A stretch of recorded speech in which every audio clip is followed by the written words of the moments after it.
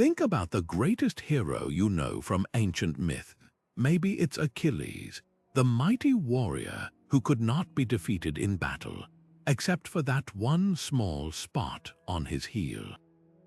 That single vulnerability, that tiny imperfection, became the thing that defined his legacy. It's a story told for thousands of years, but it isn't just about one hero's weakness.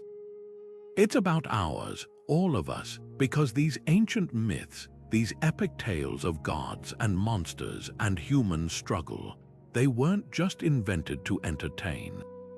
They were mirrors, carefully crafted reflections of the societies that created them, revealing their deepest fears, their unspoken anxieties, and the flaws they saw in themselves. Why would cultures across the world, from the Greeks to the Norse, insist that their most celebrated heroes carry such glaring imperfections? Why give a demigod a fatal temper or a wise king a blind spot for flattery? The answer lies in the heart of what it means to be human, our need to understand our limitations, to wrestle with our collective fears, and to find meaning in our flaws. In this video, we're going to explore that fascinating connection, how the weaknesses of legendary figures like Hercules, Odysseus, and Siegfried weren't random storytelling choices, but deliberate echoes of the societal vulnerabilities their audiences recognized every day. We'll travel from the tragedies of ancient Greece to the frostbitten sagas of the Norse, and even touch on tales from Indian, Mesopotamian, and biblical traditions. These stories served a dual purpose. They thrilled and entertained, but they also instructed. They were a safe space to explore dangerous ideas: what happens when power goes unchecked? How does temptation corrupt even the best of us? Can destiny be outrun, or are we prisoners of a larger plan? By the end of our journey, you'll see these ancient narratives in a completely new light, not as dusty relics, but as living conversations between the past and present. What can Achilles' heel teach us about modern leadership? What does Loki's cunning say about our ambivalence toward intelligence? We're going to unpack how these myths hold up a mirror not only to the ancient world but to our own cultural anxieties and values. So settle in and let's dive into one of the most enduring puzzles of human storytelling: why we gave our heroes flaws and what those flaws say about us. But to truly grasp why these flaws were so deliberately woven into the stories, we first need to understand the role heroes played in the ancient world. They were far more than just characters in a campfire tale. These figures were the ultimate cultural avatars, embodying everything a society aspired to be and everything it secretly feared it was. Think of them as a complex narrative diagnostic tool. Through their adventures and, crucially, their failures, a community could collectively take its own pulse, examining its values, its anxieties, and its deepest insecurities from a safe distance. The hero's journey was a safe space, a kind of narrative laboratory where difficult questions could be asked without immediate real-world consequences. What happens when a leader's pride blinds him to good counsel? How does a single moment of temptation unravel years of discipline? These weren't abstract philosophical debates. They were pressing concerns for societies built on fragile alliances, prone to disease, and at the mercy of both the elements and capricious rulers. The myth provided a framework to explore these tensions. The hero's flaw was the controlled variable in the experiment, the thing that made the story not just an epic win, but a meaningful lesson. Take Hercules, for instance. Here was a demigod blessed with strength beyond measure, capable of labors that defied imagination. He was the physical ideal of Greek power. But his stories are just as much about his uncontrollable rage, a fury so potent it leads him to tragically kill his own wife and children. This wasn't a random character trait. For the ancient Greeks, this was a direct reflection of a core societal anxiety: the terrifying gap between raw power and the wisdom needed to wield it. A strong king could build an empire, but a strong, unwise king could destroy it from within. Hercules' incredible strength made him an aspirational figure, but his fatal temper made him a cautionary one.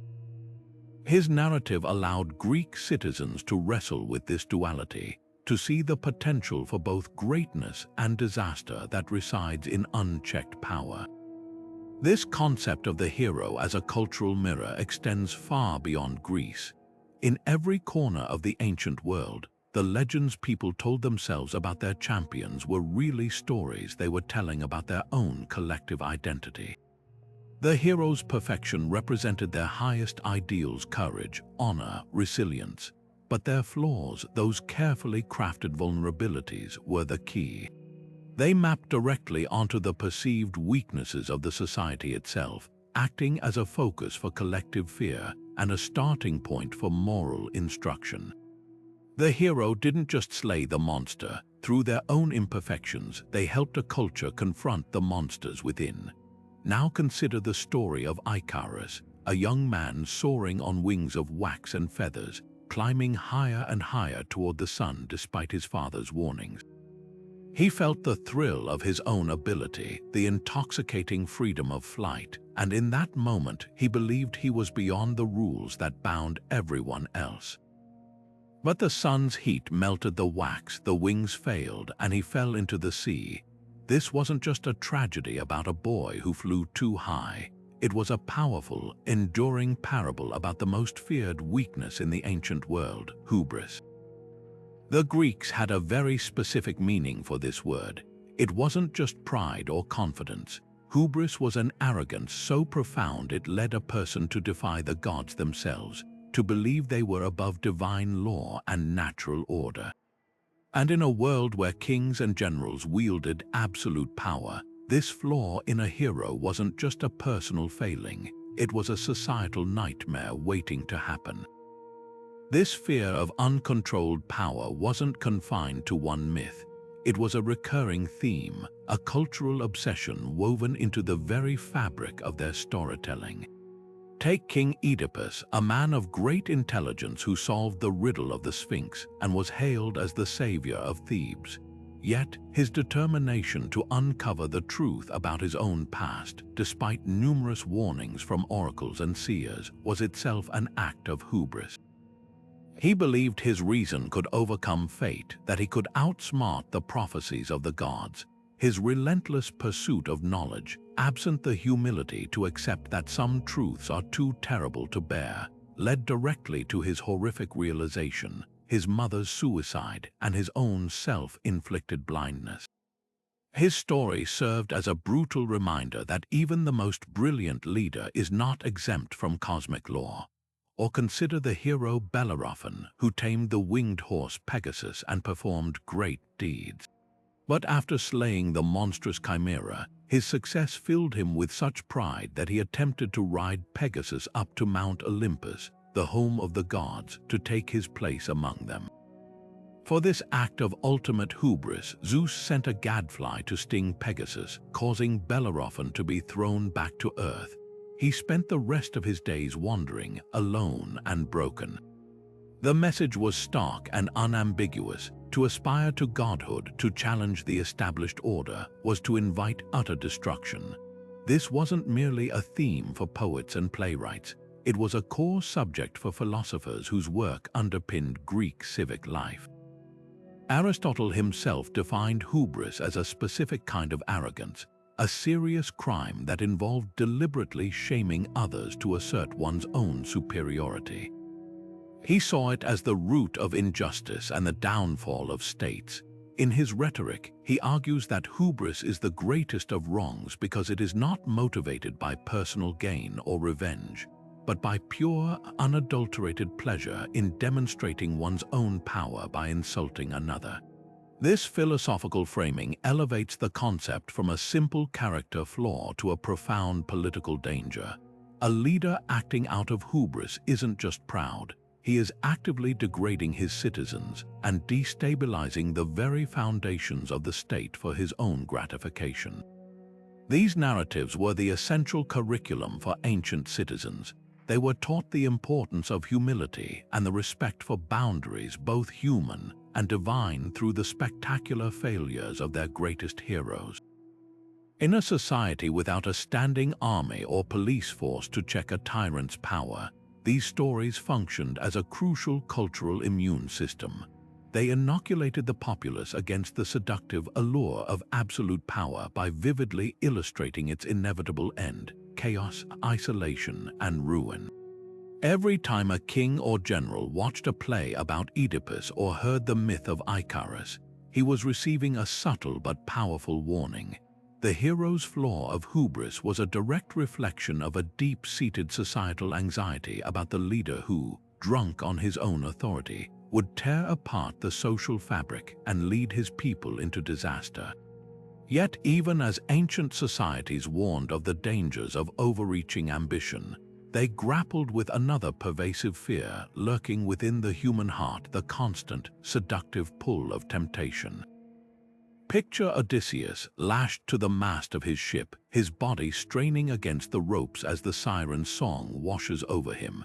He is the architect of the Trojan horse, the man of infinite cunning, yet here he is utterly powerless, rendered vulnerable not by a monster's claw but by the promise of divine knowledge and pleasure. He had ordered his crew to plug their ears with wax, but he insisted on hearing the song himself, believing his willpower was strong enough to resist. His struggle is visceral, a perfect metaphor for the ancient understanding that temptation isn't a simple choice between right and wrong, but a powerful current that can overwhelm even the most disciplined mind. This wasn't just a personal failing for Odysseus. It was a reflection of a deep societal anxiety about the fragility of moral order and the ever-present threat of corruption from within. This theme of temptation as a critical hero flaw appears across cultures, revealing a universal concern about the forces that can unravel a person, and by extension, a community. The allure wasn't always sensual. It could be material greed, the thirst for power, or the seduction of secret knowledge. In the biblical tradition, we see this mirrored in the tragic story of Samson and Delilah. Samson possessed supernatural strength, a gift that made him a legendary hero and a formidable leader against the Philistines. His power was literally bound up in his devotion to a sacred vow. Yet his weakness was not for a song but for a woman. Delilah's persistent coaxing and his own overwhelming desire for her wore down his resolve.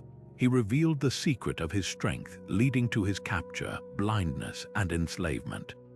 His story is a stark parallel to that of Odysseus, a hero of immense capability brought low not by a superior foe, but by his own susceptibility to a specific, targeted desire.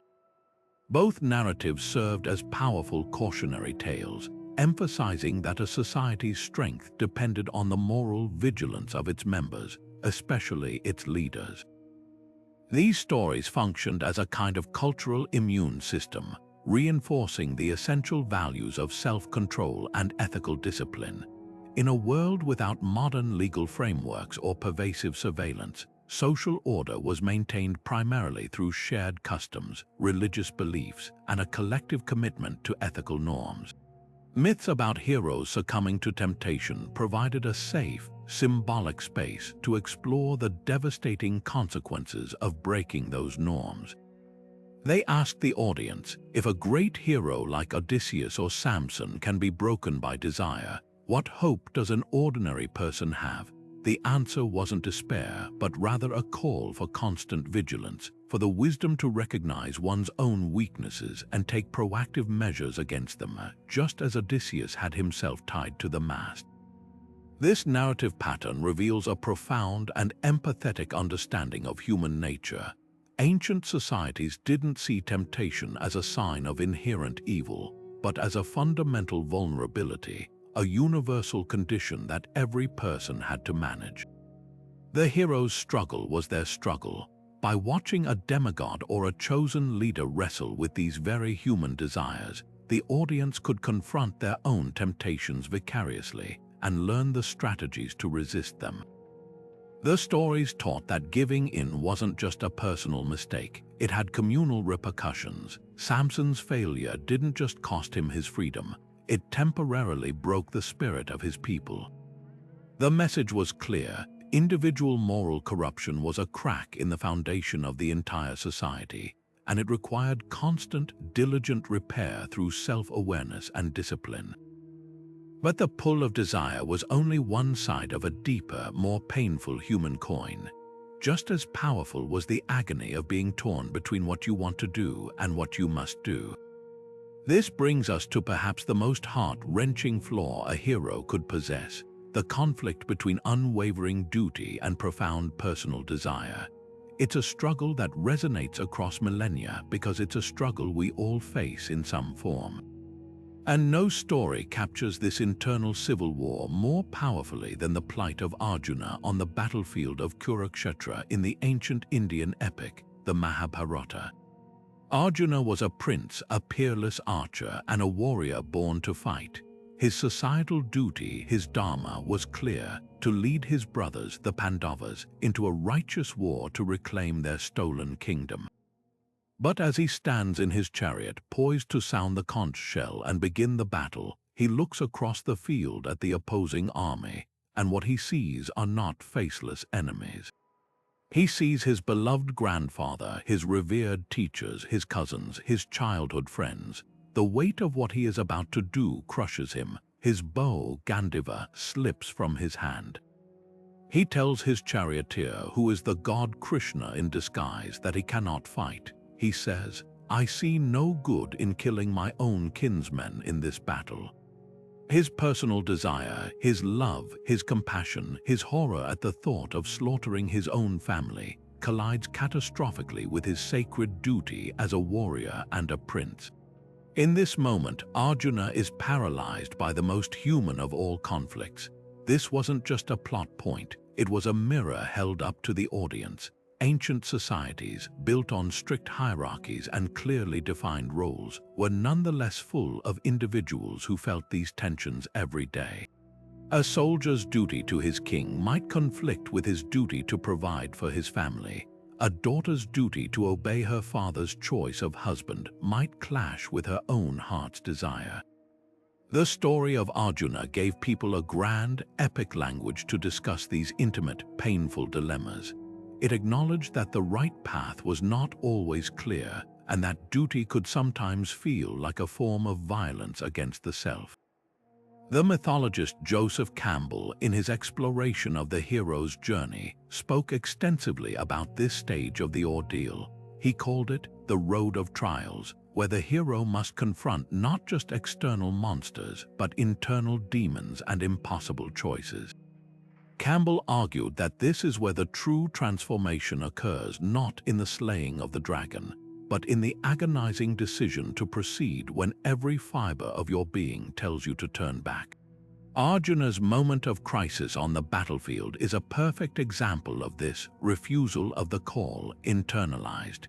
He is called to be the hero, to fulfill his destiny, but the moral cost is so devastating that he refuses. The entire subsequent text of the Bhagavad Gita, the sacred dialogue that follows, is Krishna's counsel to help Arjuna navigate this impossible paradox. These ancient narratives provided a crucial framework for societies to debate abstract but vital concepts like loyalty, honor, and sacrifice. What does true loyalty mean? Is it blind obedience to a social code, or is it a deeper allegiance to one's own conscience? Is honor found in victory, or in the integrity of one's choices even in defeat? The story doesn't provide a single, easy answer. Instead, it lays out the complexity. Krishna does not tell Arjuna to ignore his feelings. He doesn't dismiss his compassion as weakness. Instead, he reframes the entire concept of duty, urging Arjuna to act not for personal gain or victory, but as an offering without attachment to the outcome. It's a philosophical solution to an emotional problem, teaching that the highest duty is to a cosmic order larger than any one family or kingdom. This specific hero, Flaw, the tension between the individual's heart and the community's demands, underscored a fundamental challenge at the core of civilization itself: the precarious balance between individual needs and collective responsibilities. A society cannot function if everyone follows only their personal desires. Chaos would ensue. Yet, a society that completely crushes the individual spirit is a tyranny. The heroes who grappled with this flaw, from Arjuna to the Roman hero Aeneas who abandoned his love Dido to fulfill his destiny to found Rome, were living out this central tension. Their stories reassured people that their private struggles were valid, were seen, and were indeed a necessary part of the human experience.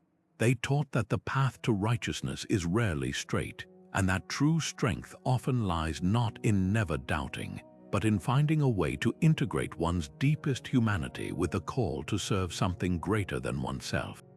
Even the mightiest hero, clad in impenetrable armor and blessed with strength to slay dragons, could possess a fatal vulnerability that no weapon could touch: a trusting heart. This is the tragic lesson of Siegfried from the Norse Volsunga saga, a warrior so powerful he bathed in the blood of a dragon to become invulnerable, or so he thought.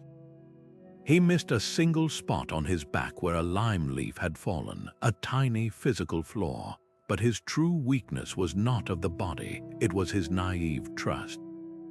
After a lifetime of epic victories, Siegfried was ultimately undone not in fair combat, but by a conspiracy of those closest to him.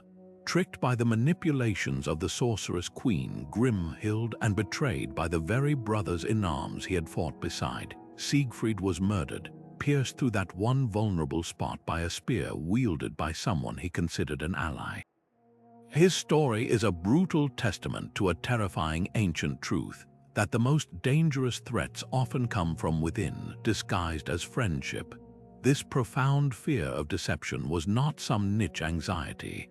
It was a central pillar of the ancient worldview, born from the harsh realities of daily life.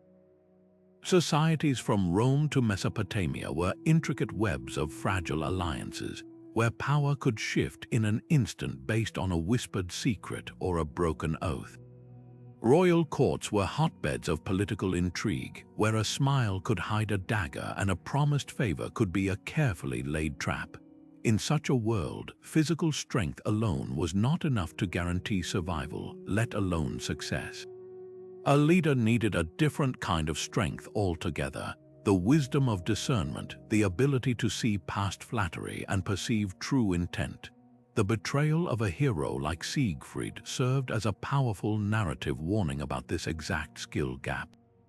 It taught that valor in battle was meaningless if one was blind to the deceptions brewing in their own hall. This theme is perhaps most famously encapsulated in a story that needs no introduction: the Trojan horse. Here was the ultimate act of guile, a masterpiece of deception that ended a 10-year war that pure military might could not resolve. The Greeks, unable to breach the mighty walls of Troy through force, turned to cunning. They constructed a colossal wooden horse, an offering to the gods that hid a select group of elite warriors within. The rest of their army pretended to sail away, leaving the Trojans to believe they had won.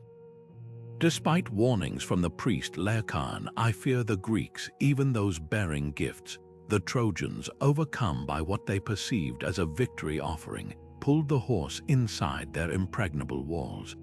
That night, the hidden Greeks emerged, opened the gates for their returning army, and Troy was destroyed. The lesson was stark and unforgettable. Brute strength could be defeated by cleverness, and the most formidable defenses could be toppled by a single moment of credulousness.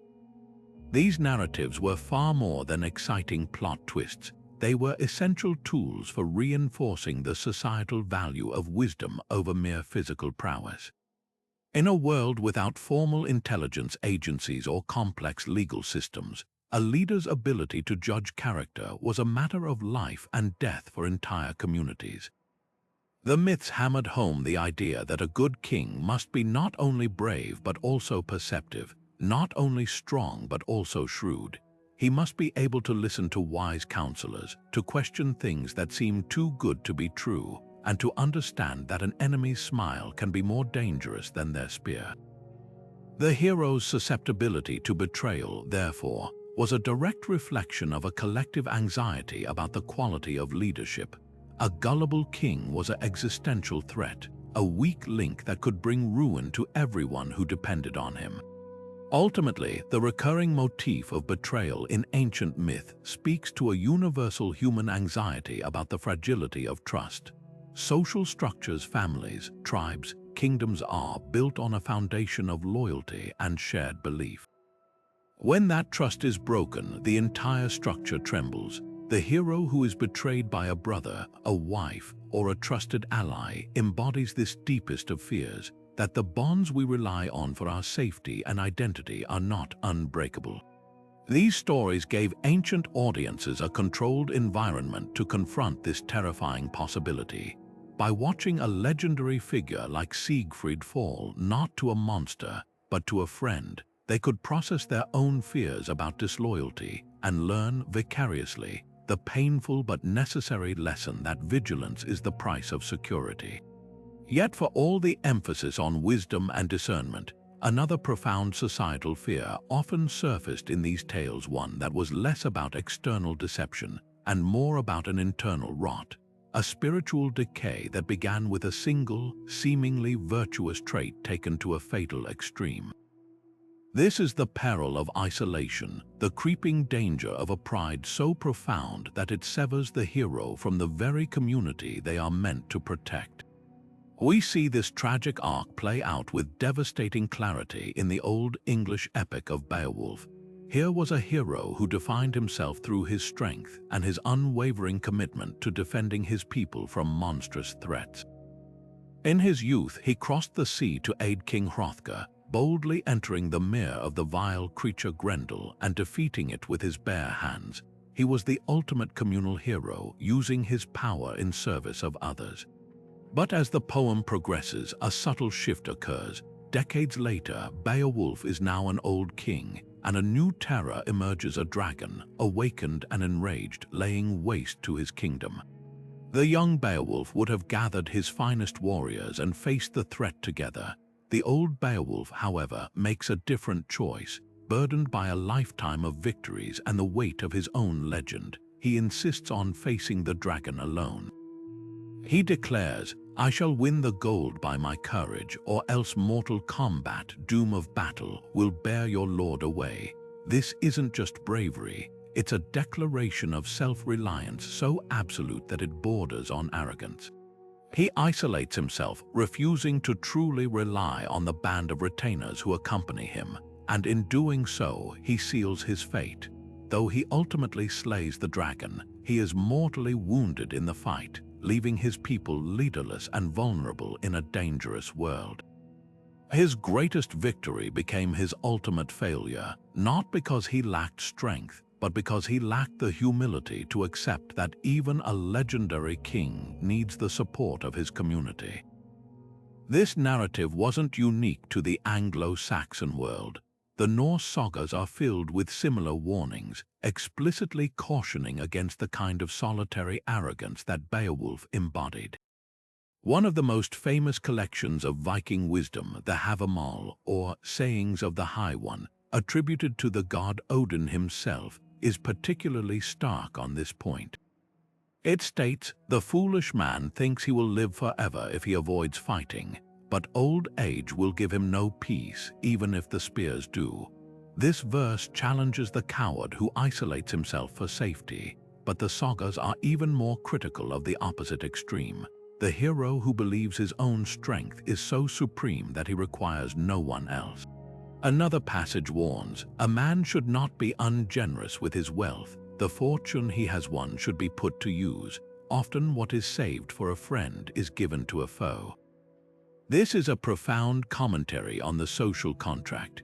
Hoarding one's strength, one's wealth, or one's power, whether out of pride or mistrust, weakens the bonds of the community. It creates the very isolation that makes a society vulnerable. The hero who falls alone has not only failed himself, he has failed in his duty to the collective. These stories served a crucial sociological function for cultures that were often harsh, unpredictable, and required intense cooperation to survive. A Scandinavian village during a long winter, or an Anglo-Saxon settlement surrounded by rival kingdoms, could not afford a leader who operated as a lone wolf. Survival depended on intricate networks of loyalty, mutual defense, and shared responsibility. The hero's flaw of isolation, therefore, was a direct reflection of the societal fear of fragmentation. It taught that self-reliance, while admirable, becomes a dangerous pathology when it morphs into a refusal to acknowledge interdependence. The message was that true strength is not found in the individual, but in the web of relationships that form a community. A king like Beowulf was meant to be the central node in that web, the point that connects and strengthens all others. By choosing to face the dragon alone, he effectively cut those connections, and his people were left with a treasure hoard they couldn't protect and a future without their protector. The tragic ends of these isolated heroes served as the most powerful kind of reminder that no one, no matter how strong, wise, or favored by the gods, is ever beyond the need for support and counsel. This was the essential counterbalance to the cult of the individual hero. These myths celebrated incredible individual feats, but they always contextualized them within the framework of the community. The hero's glory was meant to reflect back on his people, not to elevate him above them. When a hero began to believe his own press, when he started to see his strength as his alone and not a gift to be used for the common good, that was the moment the fatal flaw revealed itself. His isolation wasn't just a personal tragedy, it was a betrayal of the very social compact that gave his heroism meaning in the first place, leaving his people not in a state of mourning, but in a state of perilous uncertainty. But perhaps the most haunting and profound of all societal anxieties, one that echoes through every culture's mythology, is the fundamental question of our own agency. Do we chart our own course, or are we merely following a map drawn by forces beyond our comprehension? This is the terrifying struggle with destiny and free will, and no hero embodies this conflict more tragically than King Oedipus. Before he was even born, an oracle delivered a horrifying prophecy that he would grow up to kill his father and marry his mother. His parents, in a desperate attempt to cheat fate, ordered the infant exposed on a mountainside to die. But he was saved, raised in a foreign court, and grew up believing he had escaped his grim destiny. Upon hearing a similar prophecy as a young man, he fled his home to protect the people he thought were his parents, only to meet a stranger on the road, get into a quarrel, and kill him. He then journeyed to Thebes, solved the riddle of the Sphinx, and was rewarded with the throne and the hand of the widowed queen. He had, through his own choices and actions, believing he was avoiding his fate, instead fulfilled it to the most horrific letter. The man on the road was his true father, King Laius, and the queen was his mother, Jocasta.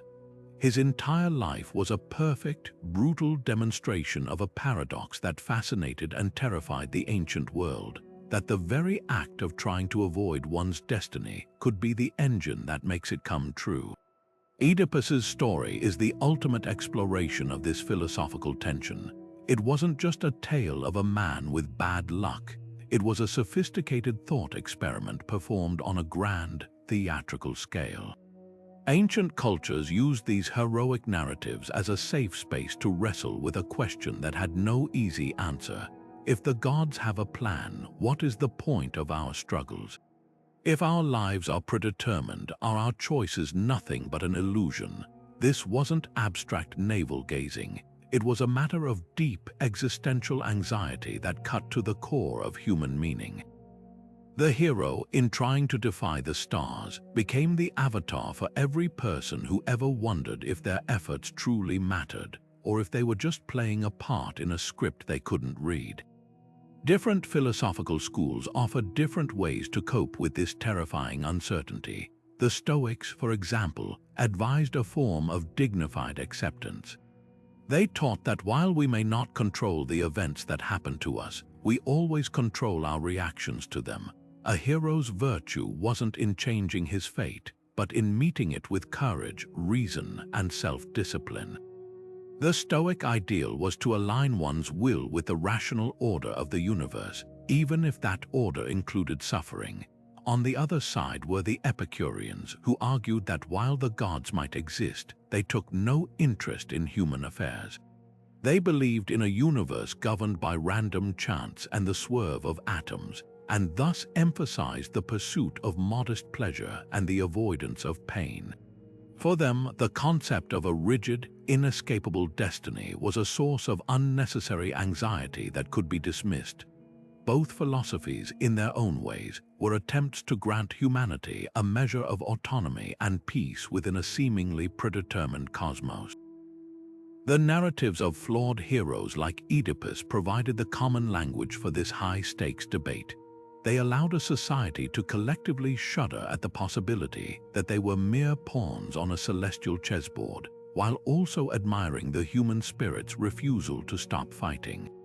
This flaw, the struggle against a predetermined fate, addressed the most profound anxiety of all, the fear that our lives lack ultimate meaning because our choices are not truly our own. By giving this fear a face and a story, ancient myths didn't provide a definitive answer, but they gave people a framework to live with the question, finding a fragile but powerful meaning in the struggle itself. Yet if the struggle with fate reveals our anxiety over a lack of control, another hero flaw explores the terrifying opposite, the chaos that can erupt when a brilliant mind believes it is entirely in control. This is the double-edged sword of cleverness, the peril of an intellect so sharp it cuts the very hand that wields it.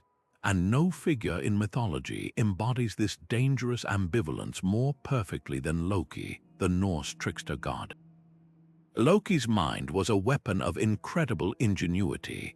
When the gods needed to prevent a giant from finishing the walls of Asgard on time to avoid paying him the sun, the moon, and the goddess Frigga, it was Loki who devised the plan to distract the giant's magical horse. When Thor's mighty hammer, Mjolnir, was stolen, it was Loki who cunningly negotiated its return. His intelligence solved crises that brute force could not. But time and again, that same cleverness spiraled into deceit, creating catastrophes far worse than the problems he solved. It was Loki's malicious trick that led to the death of the beloved god Baldur, setting in motion the chain of events that would culminate in Ragnarok, the twilight of the gods. Loki was the ultimate embodiment of a profound societal fear.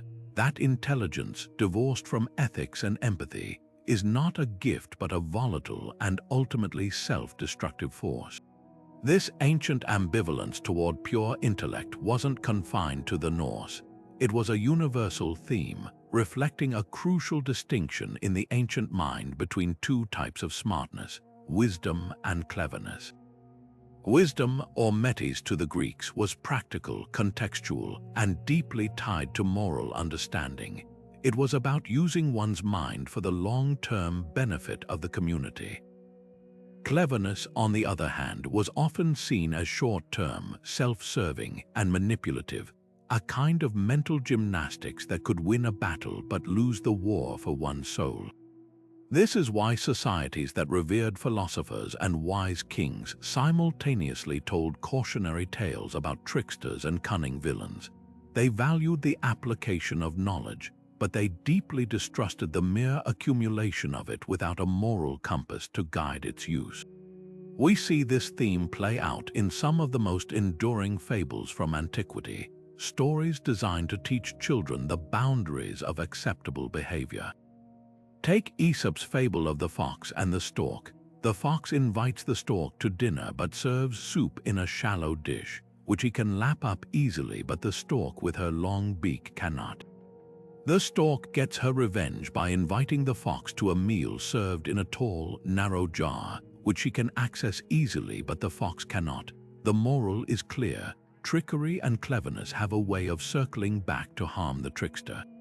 It's a lesson in humility and reciprocity. teaching that using one's wits to embarrass or disadvantage others is a hollow victory that ultimately leads to isolation.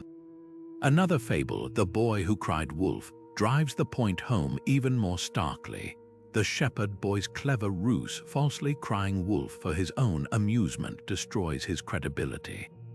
When a real wolf appears, his intelligence is useless because he has squandered the community's trust. His cleverness wasn't just ineffective, it was actively corrosive, breaking the social contract that guaranteed his safety. These stories were the essential counter-narrative to the cult of the genius. They taught that ethical integrity was a more reliable foundation for a successful life than mere shrewdness. A hero could be incredibly intelligent, but if that intelligence was used for deceit, vanity, or personal gain at the expense of others, it became a fatal flaw. This reflected a very real societal concern about leadership. A cunning leader might be able to outmaneuver rivals in the short term, but a wise leader built lasting stability through trust, honesty, and fairness. The clever leader inspires fear, the wise leader inspires loyalty. Ancient myths constantly explored this tension, holding up the flawed, clever hero as a warning against valuing mental agility over moral character. Ultimately, the recurring figure of the trickster hero who falls from grace served a vital purpose.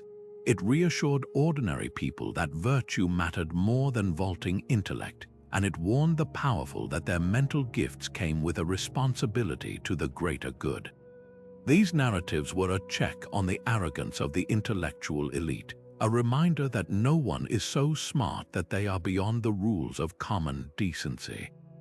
In a world where a silver tongue could sway a mob or a clever lie could start a war, these stories were a cultural anchor, grounding society in the timeless truth that how you use your mind defines you far more than how much you have. Yet for all the dangers of a brilliant but unprincipled mind, ancient societies held an equally profound fear of the opposite extreme, the mighty body shackled to a weak and undiscerning will. This is the tragic core of the saga of Samson, a hero gifted with supernatural strength directly from God, a man who could tear a lion apart with his bare hands and slay 1,000 Philistine soldiers with nothing but the jawbone of a donkey. His physical power was absolute, a divine instrument of deliverance for his people, but that power was rendered completely useless, utterly nullified, by a catastrophic lack of wisdom and self-control. His story is a masterclass in how a single flaw of judgment can unravel a destiny of unimaginable promise. Samson's strength was never his problem. His downfall was triggered by his inability to see past his own desires, to discern deception, or to understand the strategic consequences of his actions. He was a weapon of immense potential, but one without a guiding hand, and in the end he turned that weapon upon himself, leading to his capture, blinding, and ultimate death. This pairing of immense physical power with a startling lack of judgment wasn't a quirky character trait unique to Samson. It was a deliberate and recurring motif across ancient mythologies. These narratives consistently highlighted a fundamental societal priority: that true leadership requires a balance of capabilities. A king or a general might be as strong as an ox, but if he lacked the wisdom to know when to use that strength, he was a danger to his own people. This is why the Greeks so revered the ideal of sophrosyne, a complex concept encompassing self-control, moderation, prudence, and soundness of mind. It wasn't about being weak, it was about having the discernment to channel one's power appropriately. A hero exhibiting sophrosyne was in command of his passions and his power, using both for the greater good. Similarly, the Roman ideal of virtus went far beyond mere martial courage. While it included bravery in battle, it was deeply intertwined with the concept of prudentia, practical wisdom, foresight, and good judgment.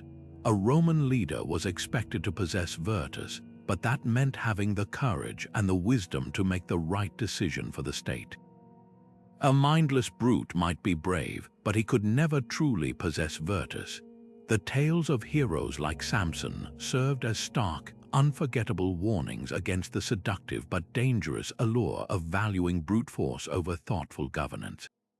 In a world where a single powerful, unwise chieftain could lead his tribe into a disastrous war or a foolish alliance, these stories were a vital part of the cultural immune system. They taught that physical strength, while impressive and sometimes necessary, was the easiest form of power to acquire and the most dangerous to wield without a moral and intellectual foundation. A strong but foolish leader could be manipulated by his enemies, provoked into reckless actions, or simply fail to anticipate the long-term consequences of his victories, leaving his people vulnerable in the aftermath. Samson's story is the ultimate embodiment of this fear. Every step of his downfall is a lesson in failed discernment. He chooses a wife from among the Philistines, Israel's oppressors, against his parents' counsel and divine law purely based on his desire. He engages in childish riddles and bets that escalate conflict rather than strategic action. Most fatally, he trusts the manipulative Delilah with the secret of his strength, not once, not twice, but 3 times after she has already proven her intent to betray him. His physical might is never in doubt. It is his judgment that is shockingly, consistently absent. He is the archetype of the leader who can win every battle, but still loses the war because he cannot see the larger picture. His final act, pulling down the temple of Dagon upon himself and his captors, is a moment of terrible, tragic triumph. It is a demonstration of his undiminished power, but it is also the ultimate admission of his failure. It is a solution of pure, devastating force, the only tool he ever learned to use, employed only when all other options, all chances for wisdom, have been exhausted and destroyed. Heroes like Samson gave ancient audiences a terrifyingly clear image of their deepest political anxiety. The fear of being led by someone who has the power to protect them, but not the wisdom to know how. Consider the city of Carthage at the height of its promise, a powerful kingdom rising from the coast of North Africa, founded and ruled by the brilliant and resilient Queen Dido. Her story is one of incredible strength. She fled her murderous brother, secured land through a clever ruse, and built a thriving metropolis. Then the Trojan hero Aeneas, destined to found Rome, is shipwrecked on her shores. What follows is one of the most poignant and devastating love stories ever told. The goddess Venus causes Dido to fall deeply, recklessly in love with Aeneas, and for a time they rule together, consumed by their passion. But Aeneas has a higher calling, a duty to the gods and his people. When he is reminded of his destiny and prepares to sail away, Dido's world collapses. Her love curdles into a furious, all-consuming rage. She curses Aeneas and his descendants, prophesying eternal enmity between Carthage and Rome, and then, in her despair, she commits suicide upon a funeral pyre. Her personal tragedy, born from an unchecked, overwhelming passion, was understood by the Roman audience not just as a romantic misfortune, but as the mythical origin of the Punic Wars, some of the most devastating conflicts in their history. Dido's heartbreak was not merely her own. It destabilized a nation and seeded centuries of war, perfectly illustrating the ancient belief that intense, ungoverned emotion was a threat to the very foundations of social order. This view of passion as a dangerous, destabilizing force was a cornerstone of ancient philosophical thought, and no one articulated the need for balance more clearly than Plato. In his model of the tripartite soul, presented in works like the Republic, he described the human psyche as a chariot pulled by 2 powerful horses. One horse, he said, represents our rational and moral impulses, our noble aspirations. The other embodies our appetites and passions, our raw desires for pleasure, recognition, and love. The charioteer is reason itself, whose difficult and constant job is to rein in the wild, passionate horse and guide both toward harmony. For Plato and for the societies that absorbed his ideas, a good life and a stable state depended entirely on the charioteer maintaining control. If the passionate horse was allowed to bolt, to drag the chariot wherever its impulses demanded, the result was chaos for the individual and, by extension, for the community. A leader like Dido, whose reason was entirely overthrown by her emotions, was the ultimate political nightmare, a sovereign who could no longer govern herself, and therefore could not possibly govern others wisely. This philosophical framework explains why heroes flawed by excessive passion are such common figures in ancient narratives. They were not just dramatic devices, they were walking, talking object lessons in the catastrophic cost of emotional impulsivity. Their stories provided a safe, symbolic space for societies to process their deep-seated fear of internal chaos. In a world where the line between a king's whim and a declaration of war was perilously thin, the ability to regulate one's emotions was not a soft skill. It was a critical survival tool for civilization itself. These myths taught that love, grief, anger, and ambition were not inherently evil, but were like a mighty river. Channeled properly, they could provide life and energy and power. But if the banks of reason were breached, that same river could become a devastating flood, sweeping away everything in its path. The hero who succumbed to passion served as a dire warning that the most formidable enemy a person or a state might ever face was the unchecked tempest raging within. But ambition itself was never the enemy in these ancient stories. It was the slow, corrosive shift from noble purpose to a hunger for power at any cost.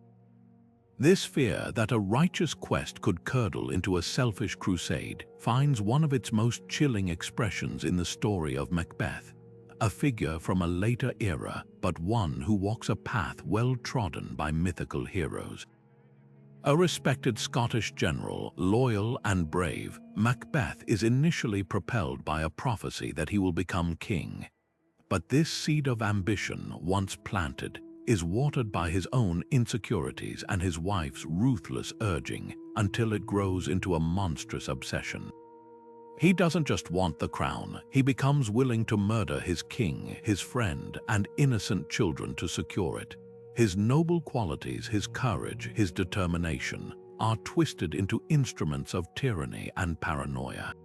Shakespeare's tragedy is a direct descendant of those ancient cautionary tales, a stark portrait of how the pursuit of glory can systematically dismantle a person's moral foundations until nothing is left but the hollow shell of their former ideals. This narrative pattern, however, stretches back centuries before Macbeth took the stage. Consider the Greek hero Jason and his quest for the Golden Fleece. On the surface, his mission is a classic heroic endeavor to reclaim his rightful throne from a usurper. He gathers a crew of legendary heroes, the Argonauts, and faces incredible dangers. But as the story unfolds, a darker thread emerges. Jason's ambition is not purely noble, it is deeply personal and, at crucial moments, ethically flexible. His success depends heavily on the manipulations and magic of Medea, who betrays her own father and murders her brother to aid him. And when Jason finally achieves his goal, he doesn't use his hard-won power wisely. He abandons Medea for a politically advantageous marriage, showing that his ambition was never really about justice or rightful rule, but about his own status and comfort. The story ends not in celebration but in horrific tragedy, with Medea murdering their children in revenge. Jason's quest, which began with such promise, is ultimately corrupted, leaving him alone and despised, a king who gained the world but lost his soul. His story served as an ancient warning that the journey itself could corrupt the traveler, that the methods used to seize power would inevitably stain the power once it was won. This societal anxiety about the corrupting nature of ambition was not born from fiction alone. It was reflected in the tumultuous history that unfolded around the storytellers. Look at a figure like Alexander the Great, a historical king whose life reads like a myth. He was a brilliant military strategist whose ambition drove him to conquer most of the known world, creating an empire that stretched from Greece to India. He was celebrated as a godlike figure, a hero of unparalleled achievement, but his ambition also had a devastating cost. His relentless campaigns drained his army and his treasury. The very cultures he sought to unite often chafed under his rule, and his own men grew weary of endless war. His grand vision of a fused Greco-Persian empire began to fracture under the weight of its own scale, and his sudden death at a young age left a power vacuum that plunged his territories into decades of violent conflict among his generals. Alexander's story is the historical embodiment of the mythic warning. Ambition on such a colossal scale, even when initially successful, could destabilize the world and leave a legacy of chaos in its wake. He achieved immortal glory, but the human cost was astronomical. These interconnected stories, from the mythical Jason to the historical Alexander to the theatrical Macbeth, all served the same crucial cultural purpose. They were societal checkpoints, cautionary tales that forced audiences to confront the slippery slope of aspiration. They asked difficult questions. When does determination become obsession? When does a desire for a better position become an insatiable hunger for dominance? A society needs driven individuals. It needs leaders with vision and the courage to pursue great things.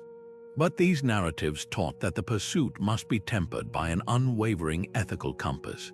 Losing sight of core principles of loyalty, justice, and compassion in the single-minded quest for success would ultimately lead to personal ruin and communal disaster. The hero corrupted by ambition was a dark mirror held up to every emerging leader, a reminder that true greatness is measured not by the height of one's throne, but by the integrity of the path one takes to get there. Now consider the Trojan hero Hector standing before the gates of his city, faced with an impossible choice. His wife, Andromache, has begged him to stay inside the walls to avoid a final confrontation with the raging Achilles. She holds their infant son in her arms, pleading for his life and their future. Hector knows she is right. He knows the strategic wisdom of retreat. But as he looks out at the Greek champion taunting his army, he feels the weight of 1,000 eyes upon him. To retreat is to live, but to live in shame. To face Achilles is almost certainly to die, but to die with honor. He makes his choice. He turns from his weeping family and walks out to meet his fate, driven by a force more powerful than his love for them or his own desire for life. The unbearable pressure to protect his reputation and uphold his honor as the defender of Troy.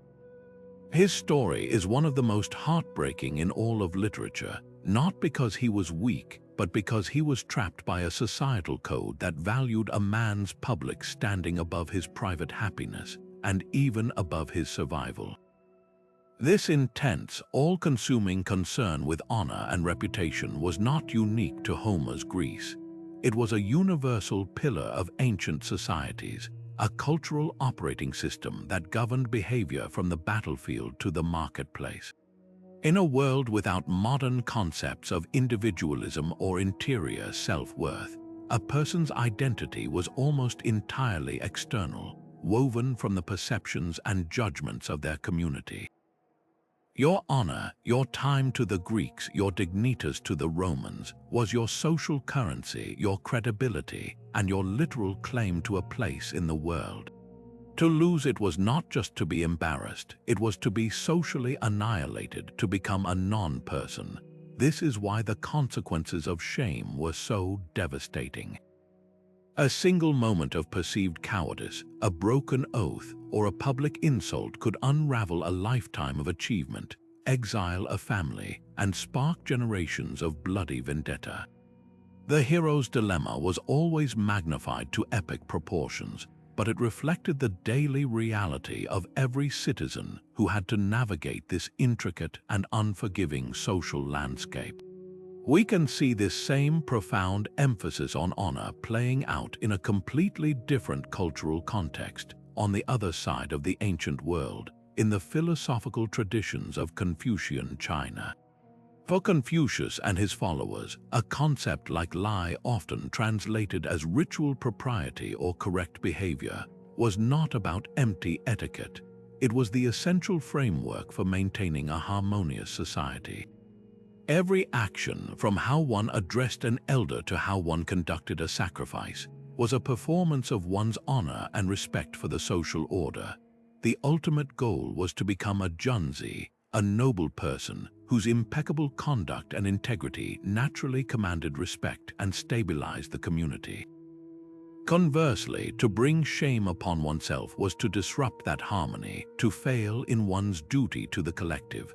The loss of face, the public diminishment of one's honor, was considered a catastrophic personal and familial failure. This philosophical system formalized what warrior cultures like the Greeks practiced intuitively. That honor was not a feeling, but a series of actions that bound the individual to the collective and gave life its meaning. This is why the heroes of myth so often found themselves caught in these agonizing binds where protecting their honor demanded immense personal sacrifice. It was the crucible that tested their mettle. For Hector, honor meant leaving his family to face certain death. For the Roman leader Lucretia, whose story became a foundational myth for the Roman Republic, honor meant taking her own life after being raped by the king's son, Sextus Tarquinius. In her mind, the shame of the violation, even though she was an innocent victim, had irrevocably stained her and her husband's honor. Her subsequent suicide was not an act of despair, but a drastic, public performance designed to cleanse that stain and galvanize her male relatives to overthrow the tyrannical monarchy. Her story, while deeply troubling to modern audiences, made perfect sense within the ancient honor-shame framework. Her personal tragedy was transformed into a political catalyst because it spoke directly to the core societal value of unblemished reputation. These narratives served a critical function beyond mere drama.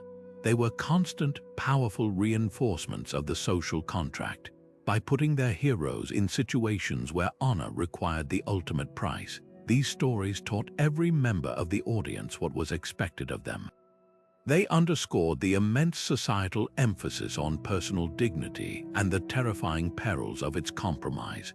A community that could rely on every member to guard their honor was a community built on trust and predictability.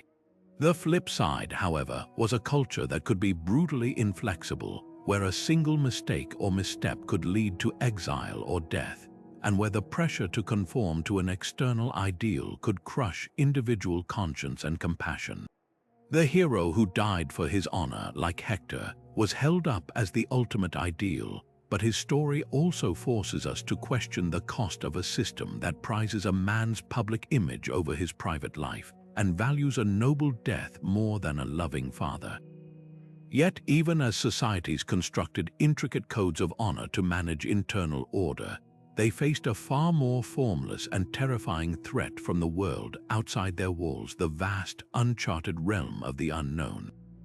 This primal fear found its ultimate expression not in human adversaries, but in the monstrous, the alien, and the utterly incomprehensible. Consider the young hero Perseus, dispatched on a suicide mission to retrieve the head of Medusa. She was no ordinary foe. A glance from her serpent-covered face could turn a man to solid stone.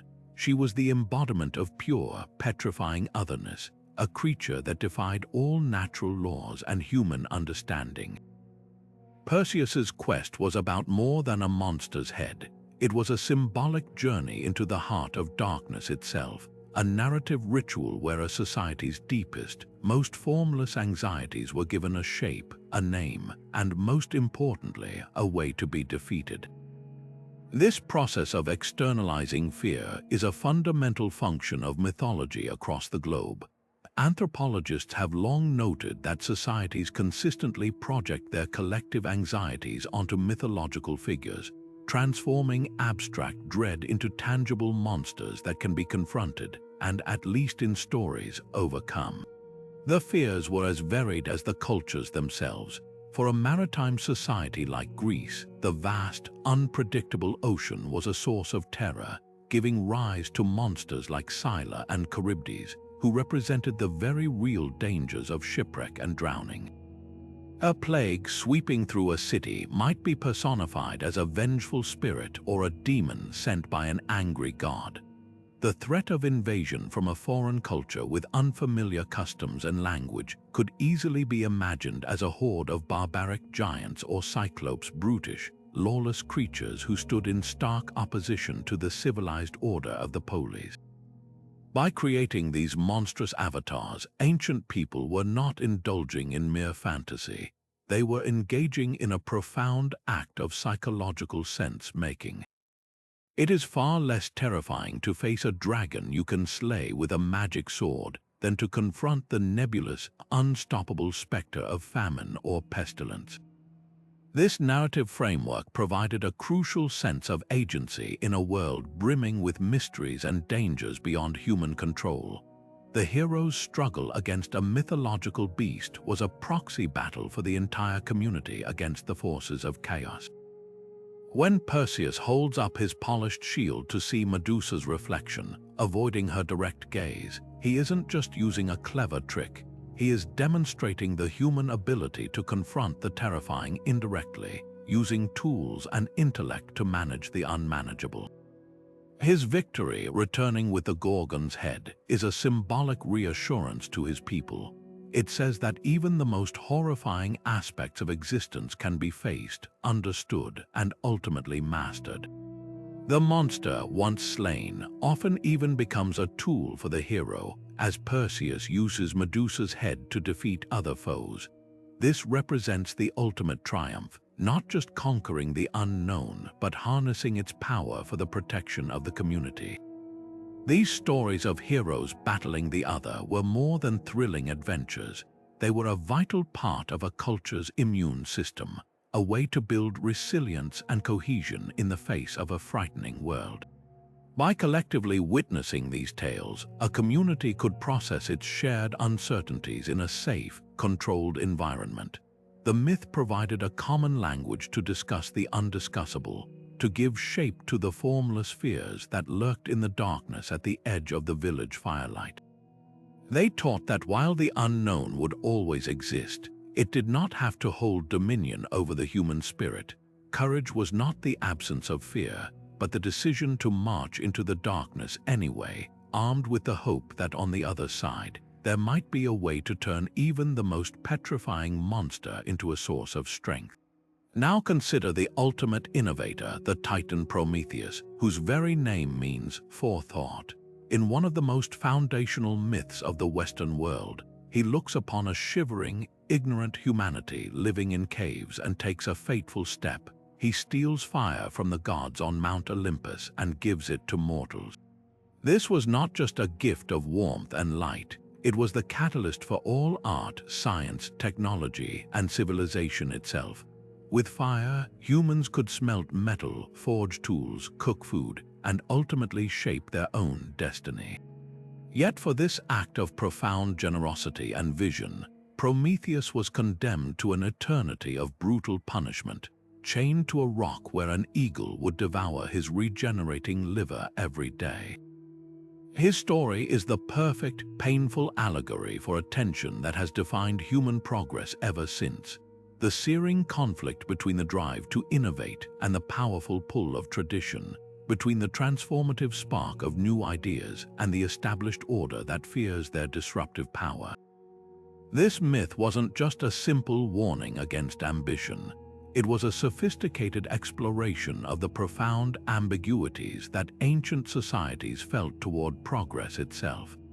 On one hand, they recognized the undeniable benefits of innovation, the better tools, the stronger defenses, the more comfortable lives, the development of bronze and later ironworking, architectural advances, new agricultural techniques. These were all celebrated. But on the other hand, they were deeply aware that every technological or cultural leap forward came with a a new metal could forge better plowshares but also deadlier swords. A new system of government could create more order but could also concentrate power dangerously. The myth of Prometheus captures this dual-edged reality with stunning clarity. Fire is the ultimate symbol of human ingenuity, but it is also inherently a destructive and dangerous force. The gift that elevates humanity also incurs the wrath of the divine establishment, representing the inevitable backlash from those invested in the old ways. We can hear this ancient ambivalence echoed in the words of the Greek poet Hesiod, one of our earliest sources for these myths. In his epic works and days, he describes the human condition not as a simple progression from bad to good, but as a series of ages that grow progressively worse, from a golden age to a silver to a bronze, and finally to his own miserable Iron Age. For Hesiod, the advance of time and technology is synonymous with moral and social decay. He laments the loss of a simpler, more righteous past. This perspective reveals a core conservative anxiety that innovation, however practical, might unravel the very fabric of society, eroding traditional values, creating new social inequalities, and alienating humanity from the natural and divine order. The punishment of Prometheus is, from this viewpoint, a necessary act of cosmic maintenance, a chilling reminder that some boundaries are not meant to be crossed. This is why the hero who challenges norms and brings change is such a complex and often tragic figure in mythology. They are not purely celebrated. They are portrayed with a mixture of awe, gratitude, and deep apprehension.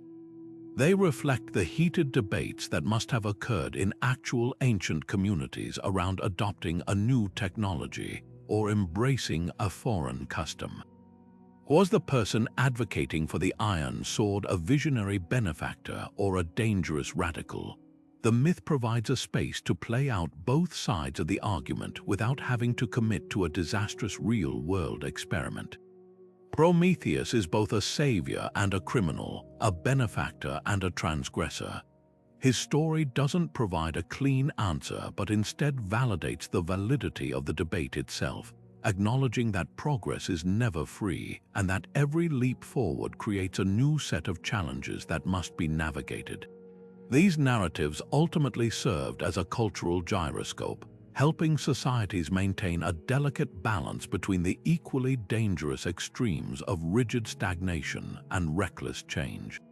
They taught that tradition was the bedrock of stability, identity, and social cohesion, the accumulated wisdom of generations that should not be discarded lightly. But they also acknowledged that the world changes and that a society that refuses to adapt will be conquered or fade into irrelevance. The hero innovator, suffering though he might be, was a necessary agent of this adaptation. The enduring power of the Prometheus myth lies in its timeless relevance. It perfectly encapsulates the dilemma of every revolutionary thinker, every inventor, every social reformer who has ever offered a new idea to a world that may not be ready for it. It asks a question we are still grappling with today. How do we harness the transformative power of fire without getting burned? And how do we honor the wisdom of the past without allowing it to extinguish the sparks of our future? Yet, even as heroes battled external monsters and internal temptations, the most crushing weight a legendary figure could bear was often not a curse or a physical foe, but the immense, isolating burden of the crown itself. This is the tragic core of the King Arthur mythos, a tale not just of chivalry and magic, but of a leader whose every ideal is systematically broken against the hard realities of rule. Arthur dreams of a new order, a round table where every knight is equal and justice prevails. He establishes a code of honor meant to lift his kingdom out of barbarism. But the weight of his responsibilities constantly forces him into impossible choices. He must condemn his own beloved queen, Guinevere, to death for her affair with Lancelot to uphold the very laws he created, thus shattering his own heart and the unity of his court in the process. His commitment to the common good demands the sacrifice of his personal happiness at every turn, until finally the quest for the Holy Grail, a spiritual ideal, ends up draining his court of its greatest knights and leaving his kingdom vulnerable.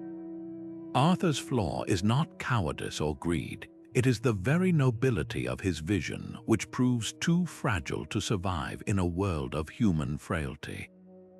His story is a direct descendant of far older narratives, like the Epic of Gilgamesh, where the boisterous, powerful king of Uruk begins his journey seeking personal glory, but ends it transformed by friendship and loss into a ruler who finally understands his duty is to build walls and write laws for the protection of his people, sacrificing his wilder, more selfish nature for the burden. Governance, this recurring theme that leadership is less a privilege and more a sentence of perpetual sacrifice, was a central pillar of how ancient societies viewed power.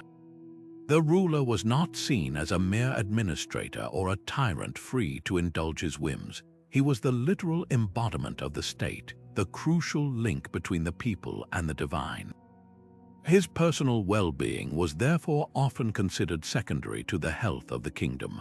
A king's failure to sacrifice his own desires could be seen as an offense to the gods, inviting famine, plague, or defeat in war.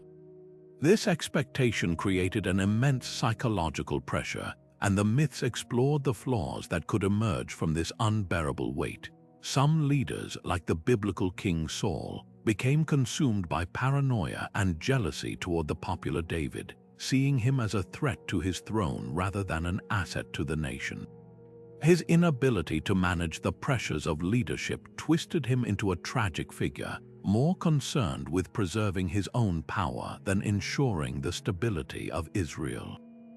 Other heroes buckled under the loneliness of command, making rash decisions to alleviate the isolation, or they became rigid and inflexible, their compassion worn away by the constant need to make life and death judgments. The flaw was inextricably linked to the office itself. The very act of ruling was understood to be a corrosive force that could damage the human spirit unless the leader was of exceptional, almost superhuman virtue. This ancient wrestling with the paradoxes of power, the need for a leader to be both strong and compassionate, decisive and just, authoritative and humble, found its most famous later expression in the work of Renaissance political thinker Niccolò Machiavelli. In The Prince, Machiavelli famously argued that a ruler who wishes to maintain his state must often be prepared to act against faith, against charity, against humanity, and against religion. He must learn, he said, how not to be good. While this is often simplified as a call for pure ruthlessness, Machiavelli was actually articulating a painful truth that the ancient myths had already explored, that the moral calculus for a leader is different from that of a private individual. A king might have to order a brutal battle that will get good men killed to secure a lasting peace. He might have to execute a popular traitor to prevent wider rebellion. He must be willing to make himself feared if he cannot be loved, because the ultimate responsibility for the survival of the state rests on his shoulders alone.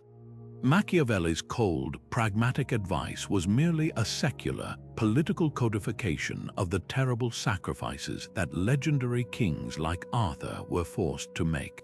The personal virtue of a private man could become a fatal flaw in a ruler if it blinded him to the harsh necessities of maintaining order and security.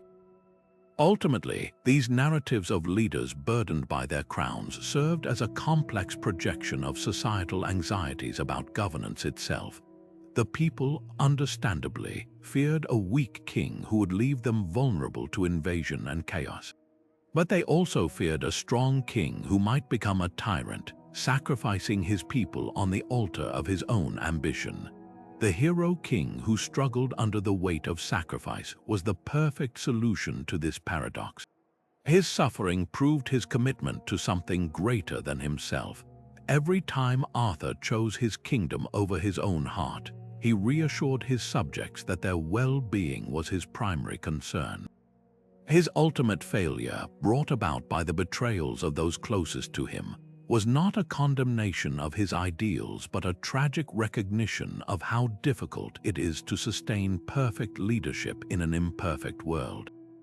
These stories gave the populace a way to process their dependence on a single individual, to empathize with the immense pressures he faced, and to hold up a mirror to their own expectations.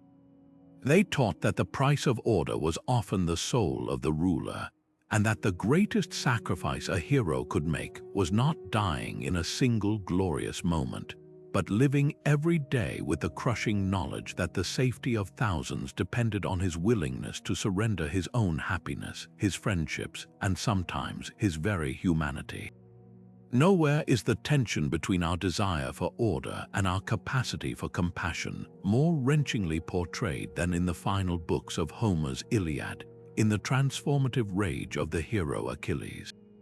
After his beloved companion Patroclus is slain by the Trojan prince Hector, Achilles' grief curdles into a fury so absolute it seems to eclipse the very sun. He returns to the battle not as a warrior, but as an instrument of divine vengeance, slaughtering Trojans with a brutality that shocks even the gods. He defeats Hector, and in a final, grotesque act of retribution, he desecrates the body, dragging it behind his chariot around the walls of Troy.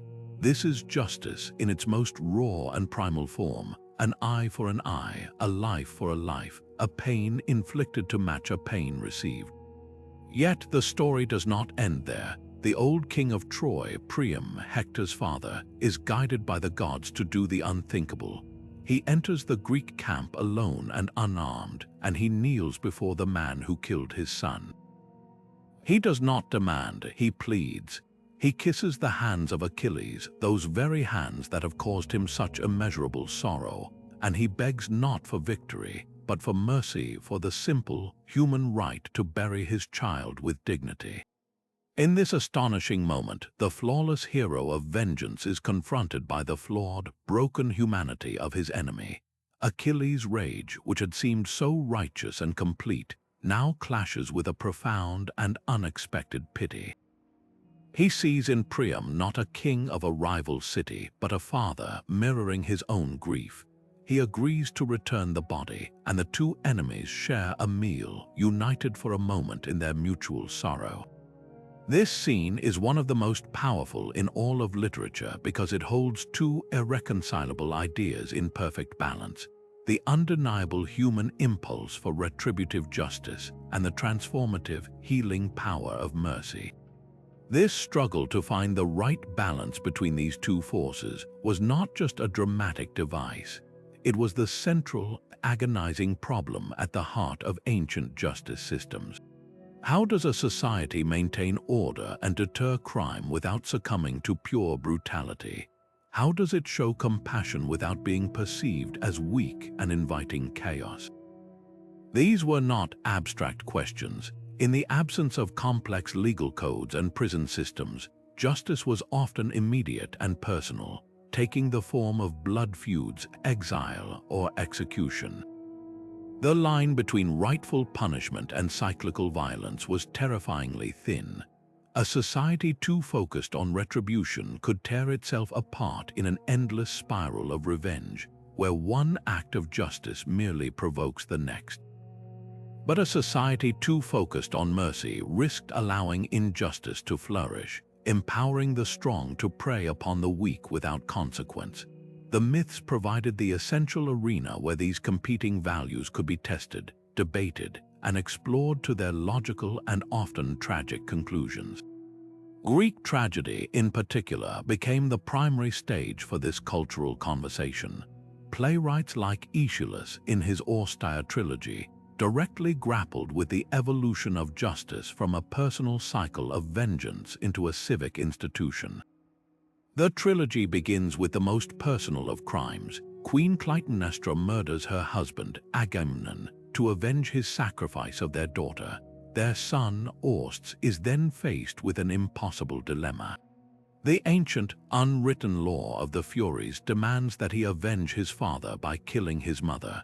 but to do so is to commit the ultimate sin of matricide. He is trapped between two equally powerful and contradictory moral imperatives. The cycle of bloodshed seems inevitable and eternal.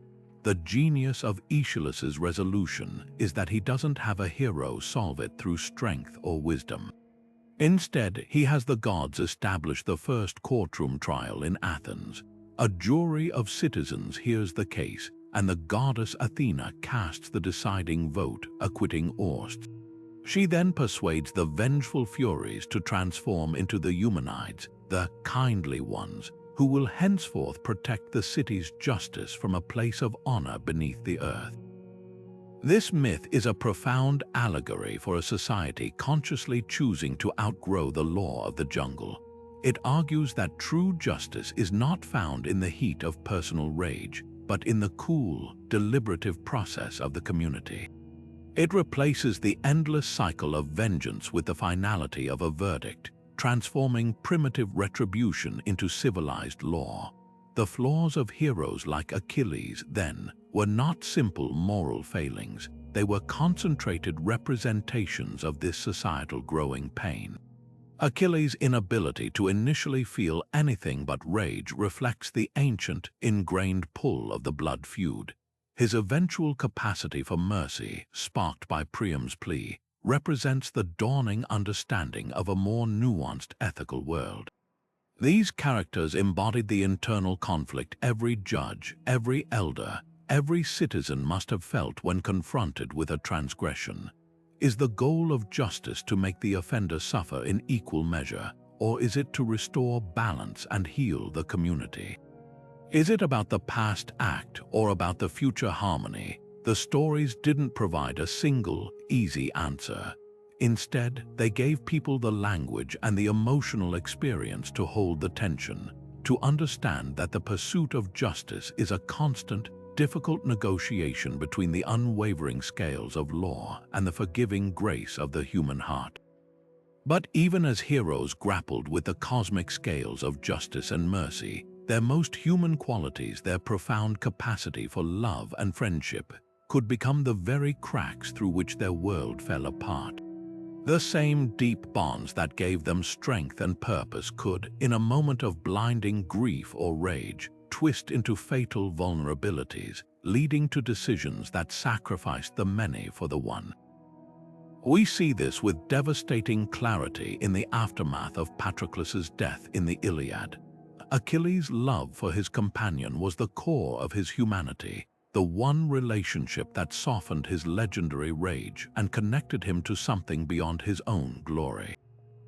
But when that bond is severed by Hector's spear, it doesn't just cause sorrow, it unleashes a cataclysm. His personal grief completely overrides his role as a leader of the Greek forces.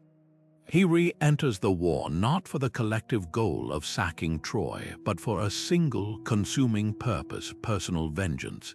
His actions, driven by this shattered bond, lead to horrific brutality, the desecration of an enemy's body, and ultimately his own predetermined death. The very thing that made him most human becomes the catalyst for his most inhuman behavior, demonstrating the terrifying power of a personal loyalty to destabilize a broader communal effort.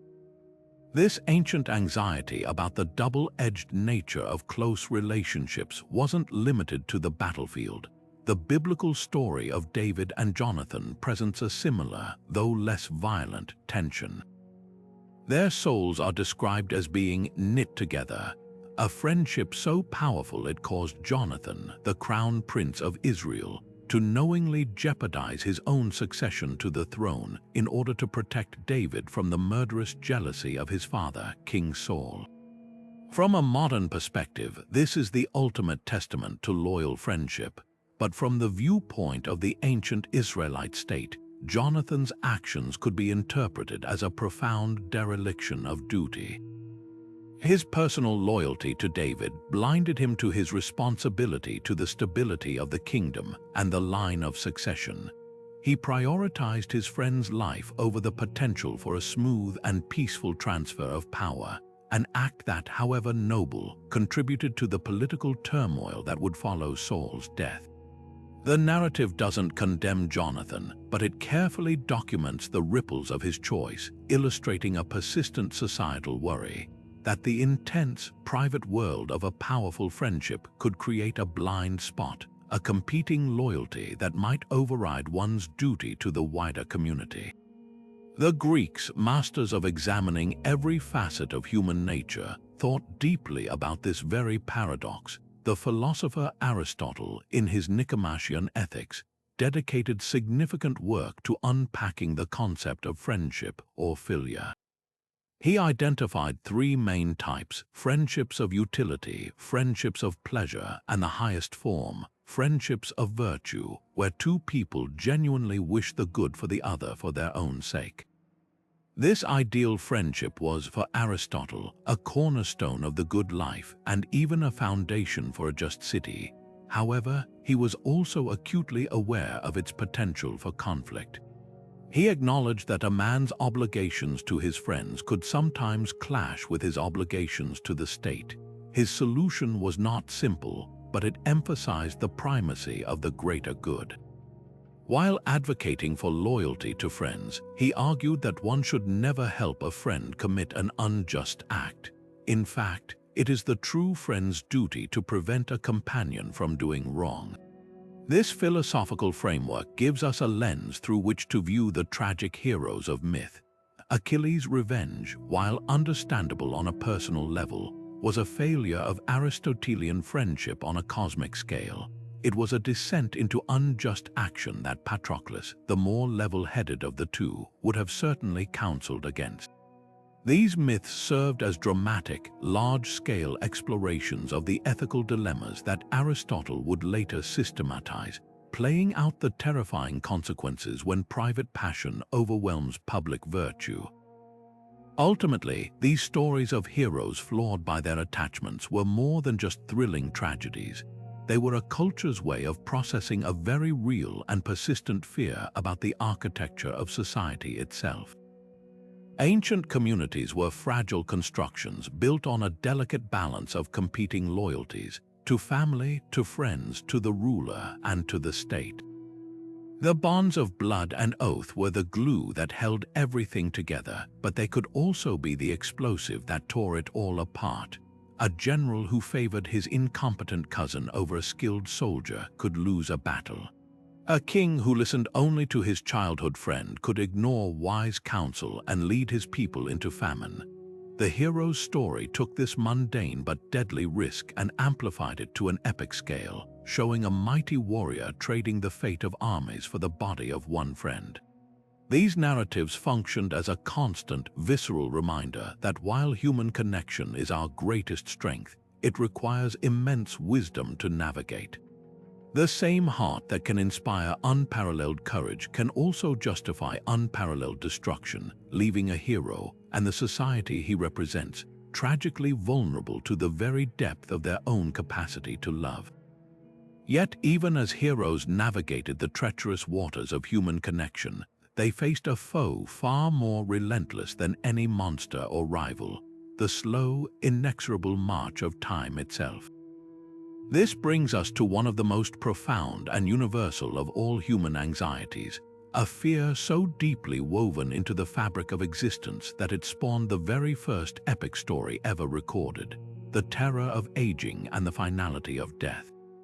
At the heart of the Epic of Gilgamesh, etched into clay tablets over 4,000 years ago, is a king's desperate, raging refusal to accept his own mortality.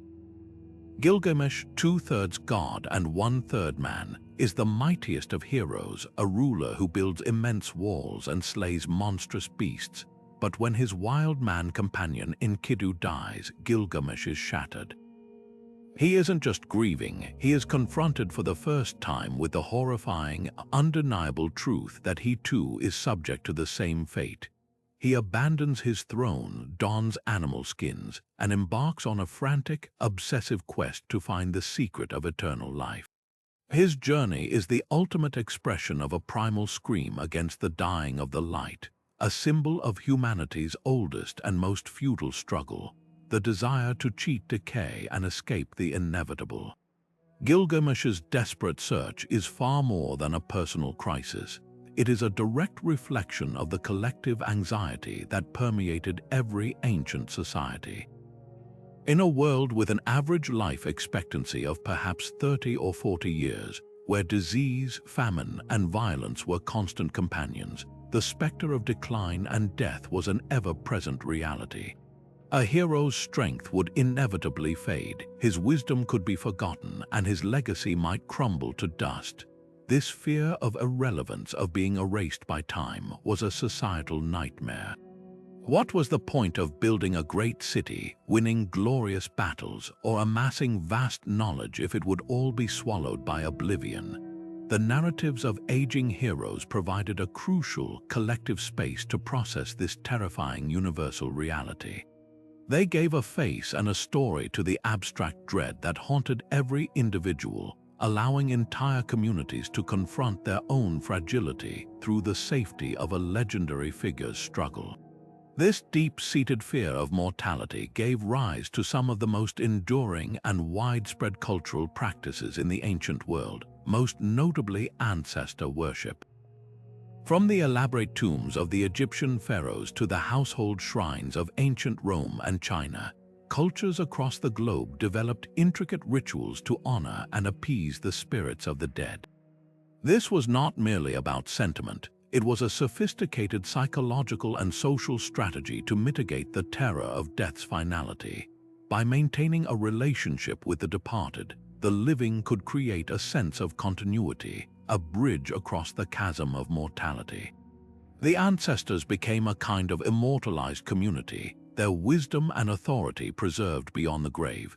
This practice effectively declared that death was not an end, but a transition to a different state of being, one where a person could still influence the world of the living and receive homage.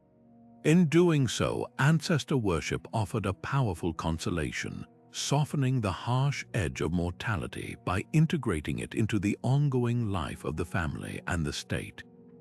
The stories of heroes grappling with their own limits served a dual purpose, offering both a caution and a strange kind of comfort. Gilgamesh's quest, for all its grandeur, ends in heartbreaking failure. After a journey filled with peril, he finally secures a plant from the bottom of the sea that promises to restore his youth. But in a moment of cruel irony, a snake steals the plant while he is bathing, immediately shedding its skin and becoming young again, leaving Gilgamesh with nothing but the wisdom of his failure. He returns to his city of Uruk, empty-handed but transformed. He points to the massive walls he built and understands that while his own body will decay, his works, the things he created for his people, will endure.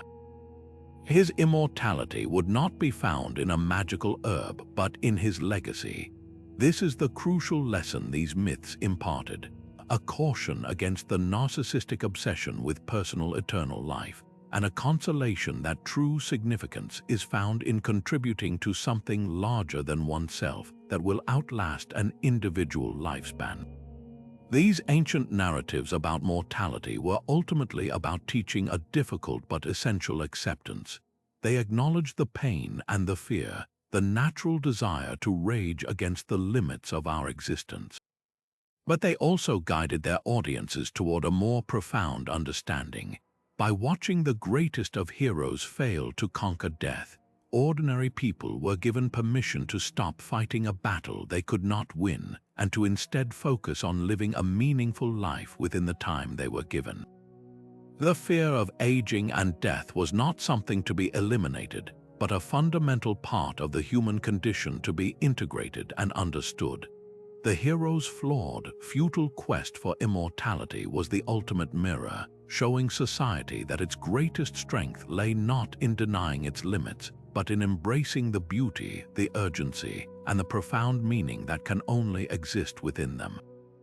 Imagine possessing the ultimate truth, a crystal-clear vision of the future, and the desperate need to warn everyone you love of an approaching catastrophe, only to have your words fall on deaf ears, dismissed as the ravings of a madwoman. This was the agonizing fate of Cassandra, the Trojan princess blessed with the gift of prophecy by the god Apollo, but cursed by that same god to never be believed when she rejected his advances. Her story is one of the most haunting in all of mythology, not because she lacked power, but because her divine-given knowledge was rendered utterly useless by a deeper, more terrifying divine punishment. She wasn't a hero of strength or cunning. She was a hero of unbearable foresight, and her flaw was not of her own making, but a cruel affliction from a slighted deity. Her tragedy perfectly encapsulates an 18th profound societal weakness, the existential terror of divine disfavor, the fear that human fortune was nothing more than a plaything for the gods, and that even the most virtuous life could be shattered by a celestial whim. This belief that the cosmos was governed by unpredictable, often capricious divine beings was a foundational pillar of the ancient worldview. Unlike modern conceptions of an all-loving or consistently just God, the gods of antiquity were frequently portrayed as possessing very human flaws, petty jealousies, volatile tempers, and fragile egos. A hero's success or failure was not always a reflection of their personal merit or moral character. It could simply be the result of being in the good or bad graces of a particular god or goddess. This created a world fraught with religious anxiety, where a single unintentional slight, a forgotten sacrifice, or even a moment of excessive pride could invite catastrophic retribution. The narratives of heroes suffering divine wrath served as powerful, unforgettable lessons in the importance of piety, which for the ancients meant maintaining a careful, respectful, and often fearful relationship with the divine through prayers, sacrifices, and rituals. These stories were the ultimate reinforcement of social and religious order, teaching that humility before the gods was the first and most important duty of every citizen, from the lowliest farmer to the most powerful king. Cassandra's plight is a devastating example, but it is far from the only one. The breadth of this theme across different cultures reveals a near-universal anxiety. In Greek mythology, the skilled weaver Arachne dared to challenge the goddess Athena to a contest. Her tapestry was of such breathtaking quality that it rivaled the goddess's own work. But instead of rewarding supreme talent, Athena, enraged by the mortal's hubris, transformed her into a spider, condemning her and all her descendants to weave for eternity. The message was clear: surpassing a god, even through legitimate skill, was an unforgivable offense. In the Hebrew Bible, the story of King Saul shows a leader chosen by God who gradually loses divine favor through a series of disobedient acts, like offering a sacrifice himself instead of waiting for the prophet Samuel. His reign descends into paranoia and misery, and he is eventually replaced by David, illustrating how a ruler's legitimacy was seen as directly dependent on maintaining divine approval. Even the mighty hero Hercules, for all his strength, was driven to a fit of madness by the goddess Hera, causing him to murder his own wife and children. His subsequent 12 labors were not just feats of strength. They were an act of penance, a years-long effort to cleanse himself of a pollution inflicted upon him by a celestial grudge. These narratives did more than just frighten people into obedience. They provided a framework for understanding the inexplicable hardships of life. A sudden plague, a failed harvest, a devastating defeat in battle. These calamities were often interpreted not as random bad luck, but as evidence of collective divine displeasure. The myth provided a cause and therefore a potential solution. Identify the offended deity, determine the nature of the offense, and perform the necessary rituals to restore harmony. This gave people a sense of agency in a frighteningly unpredictable world. The hero who suffered divine wrath became a scapegoat for this collective anxiety. By watching a demigod like Hercules be brought low by a god's whim, the average person could process their own vulnerability.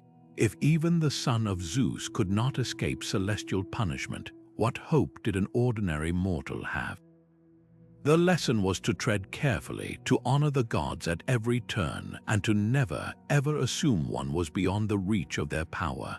Ultimately, these stories of divine disfavor were about mapping the most terrifying unknown, the intentions of the gods, onto a comprehensible, if harsh, moral landscape. They codified a cosmic order where actions had consistent, if sometimes severe, reactions. Offend a god and suffering will follow. Show proper respect and you might earn their favor or at the very least avoid their ire. The heroes who struggled with the gods, from the cursed Cassandra to the penitent Hercules, were mirrors reflecting a deep-seated societal anxiety about humanity's precarious place in the universe. They were not masters of their fate but subjects in a much larger divine drama, and their stories served as a constant, humbling reminder that human ambition, no matter how grand, was always subject to the inscrutable will of a higher power. Think of Pandora, the first woman created by the gods, gifted a beautiful jar and given one simple, devastating instruction: never open it, but curiosity, that most human of impulses, gnawed at her. What could be inside? What magnificent secret was she being denied? Finally, she could resist no longer. She lifted the lid, and in that single, irreversible moment, she unleashed upon the world all the evils we know today: sickness, toil, hatred, envy, and despair. Only one thing remained trapped inside as she slammed the lid shut: hope. This ancient Greek myth is far more than a simple story about a disobedient woman. It is a profound and chilling exploration of our deepest ambivalence toward knowledge itself. It suggests that the very act of seeking to know, of pushing beyond the boundaries set for us, can have catastrophic, unintended consequences for all of humanity. Pandora's curiosity wasn't portrayed as a noble quest for enlightenment. It was a fatal flaw, a dangerous transgression that brought suffering into the world. This deep-seated cultural anxiety that some truths are too powerful, too terrible, or too sacred for humans to safely possess is a thread that runs through the foundational stories of civilizations across the globe. It reveals a fascinating paradox at the heart of the ancient world. A society that revered wisdom and cunning in its philosophers and heroes simultaneously told these powerful cautionary tales about the perils of knowing too much.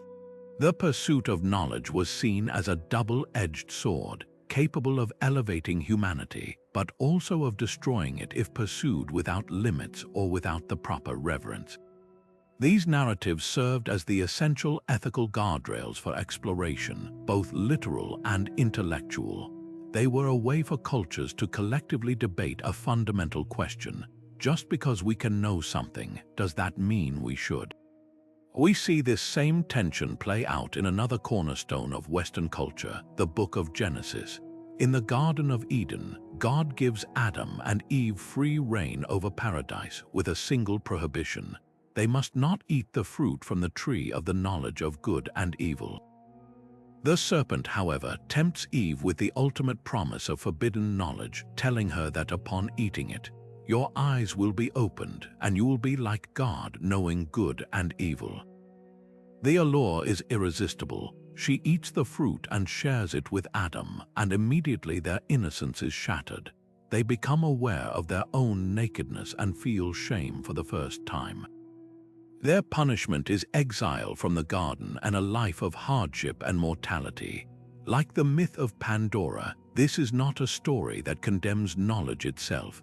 After all, God's warning was about a specific kind of knowledge, the knowledge of good and evil, which implies the capacity for moral judgment and the burden of moral responsibility.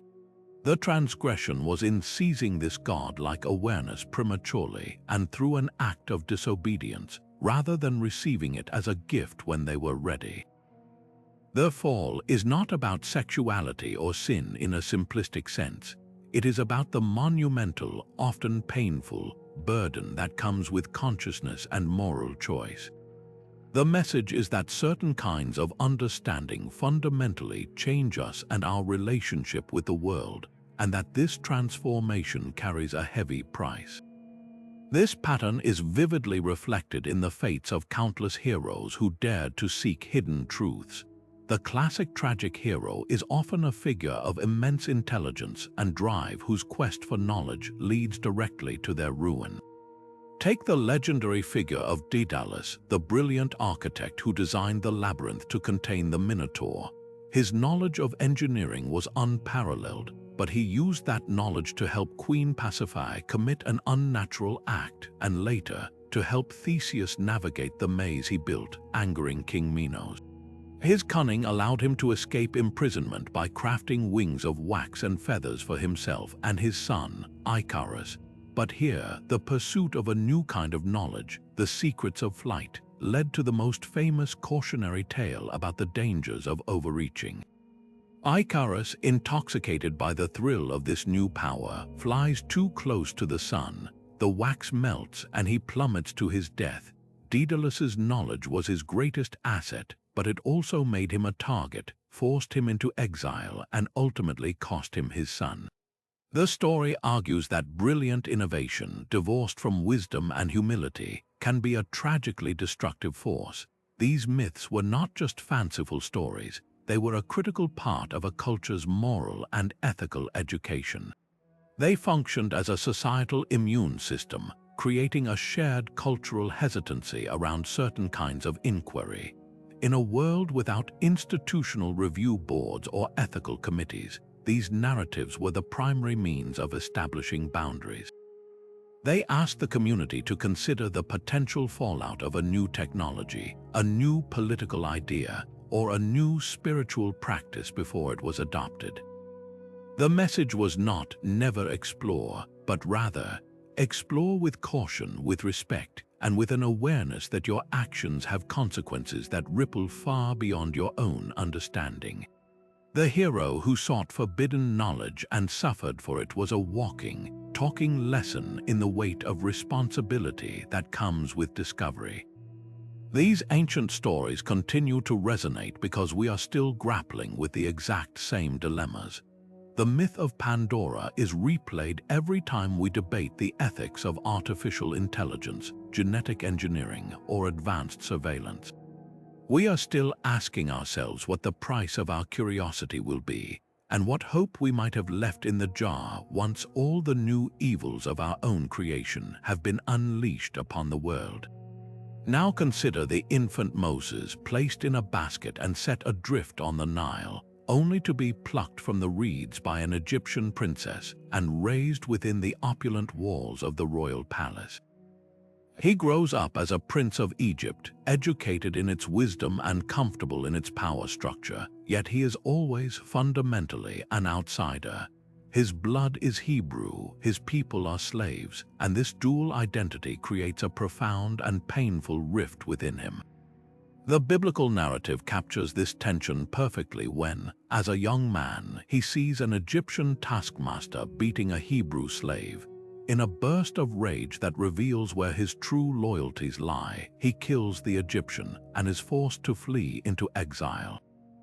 Moses' entire heroic journey is ignited by this crisis of belonging. He is torn between the world of his upbringing and the world of his birth, between the privilege of the palace and the suffering of his people. He doesn't neatly fit into either box, and his story becomes a powerful exploration of a question that resonates as deeply today as it did millennia ago. Where do we truly belong, and what defines our identity? Is it the family that raised us, the blood that runs in our veins, or the choices we make when forced to decide? This theme of the hero grappling with a fractured or hidden identity is one of the most persistent and revealing patterns in world mythology, and it directly mirrors the real-world anxieties of the ancient societies that told these stories. In a world of shifting borders, migrations, trade routes, and conquests, cultures were constantly bumping up against one another. The question of who was inside the group and who was outside, who belonged and who was a foreigner, was not an abstract philosophical debate. It was a matter of daily life, legal rights, and often survival.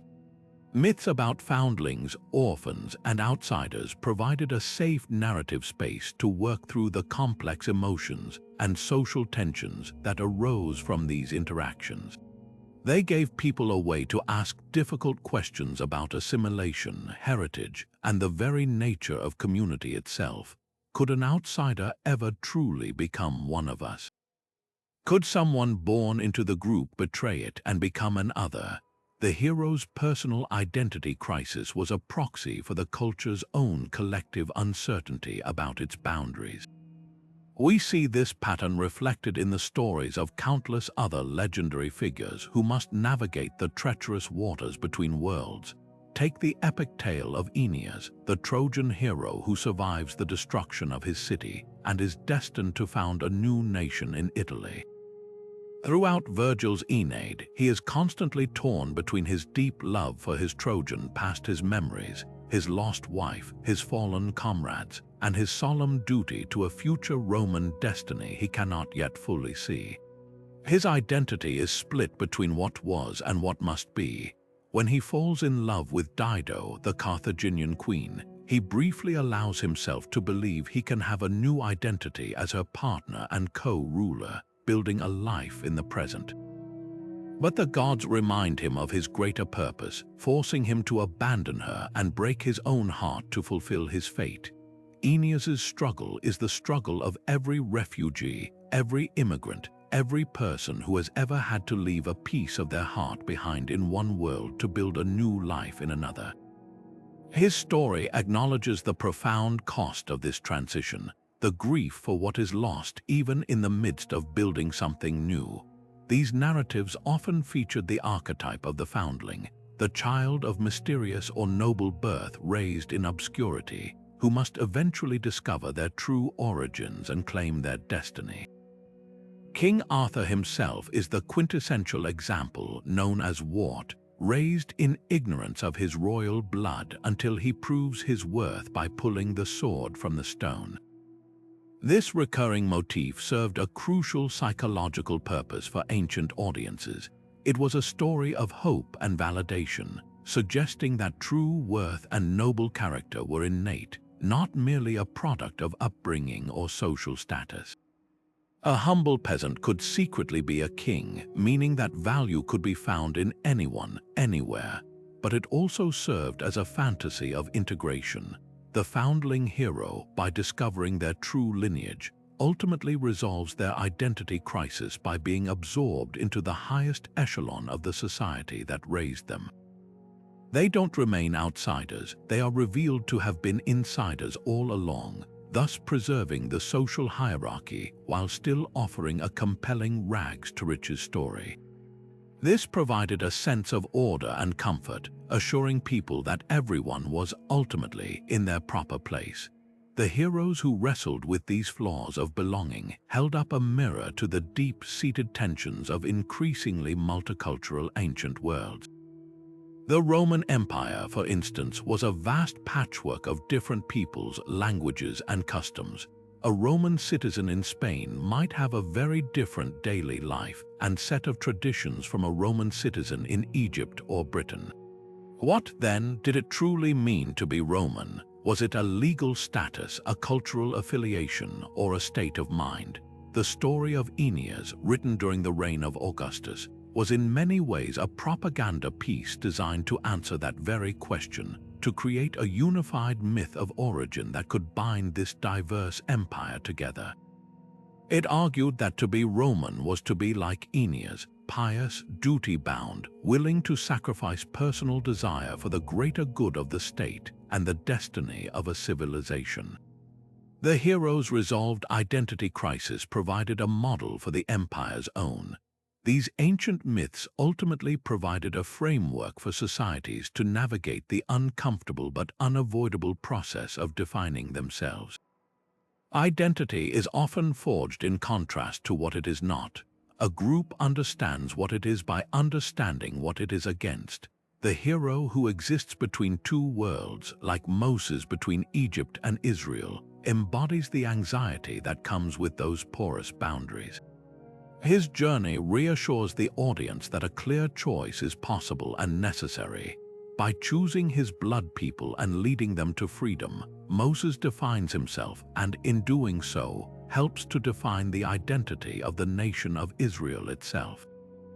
He transforms from a man caught between worlds into the unequivocal founder of one.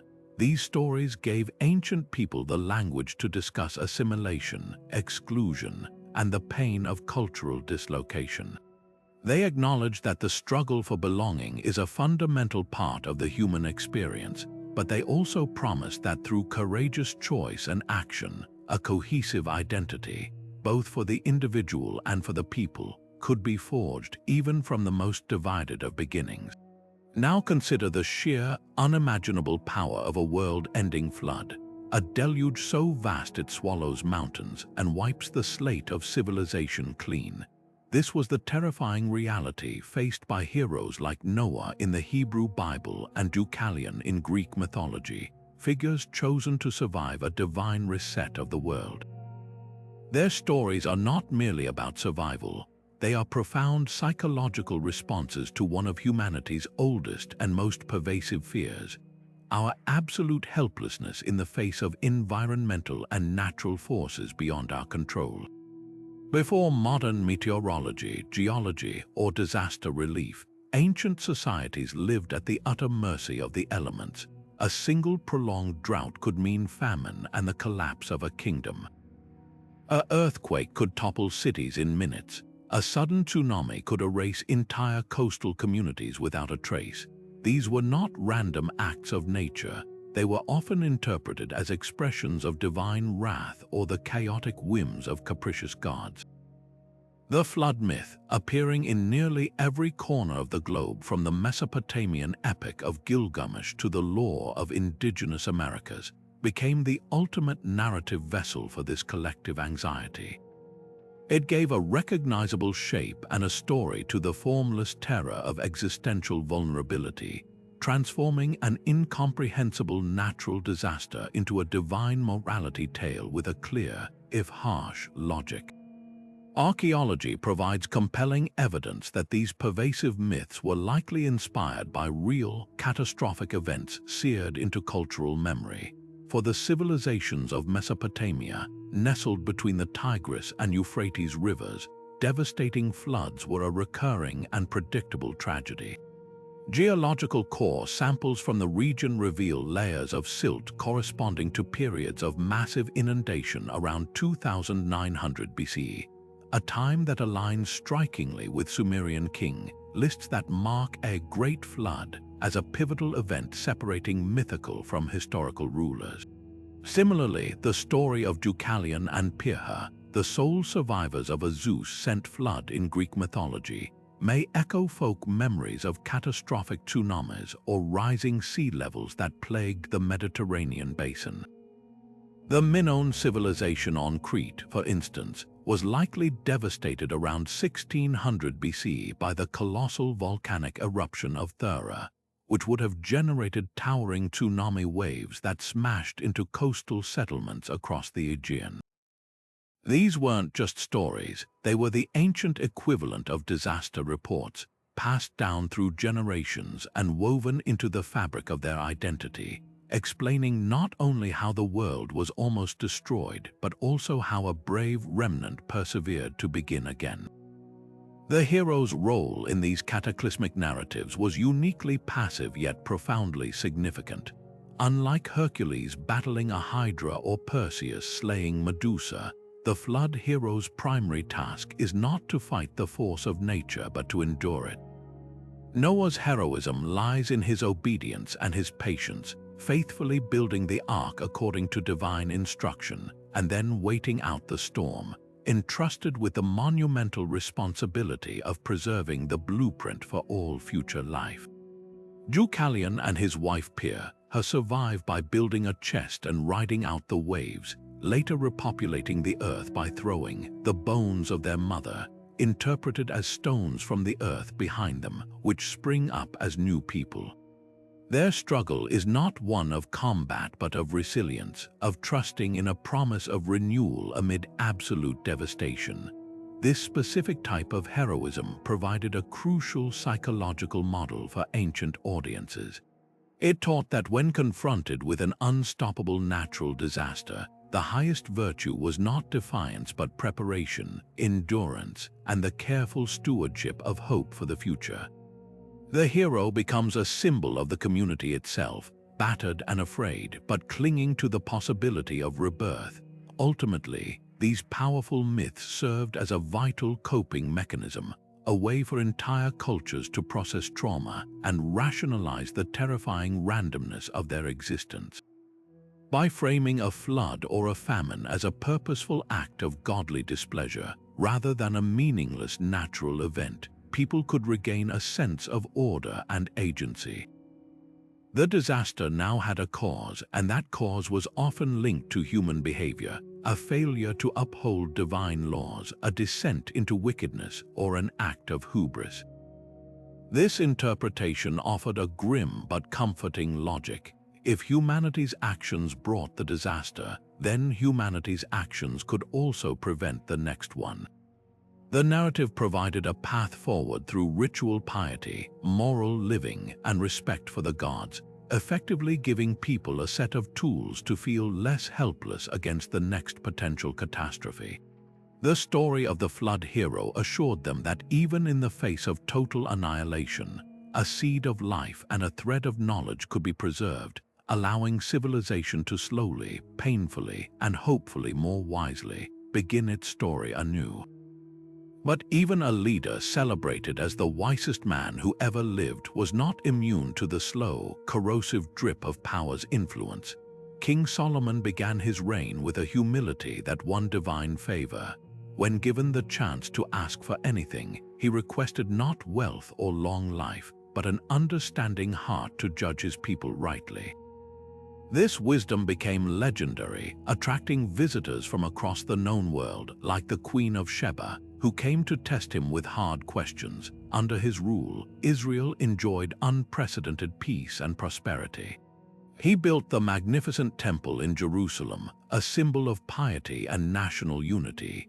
Yet, as his power and wealth grew, the biblical narrative charts a subtle but unmistakable decline.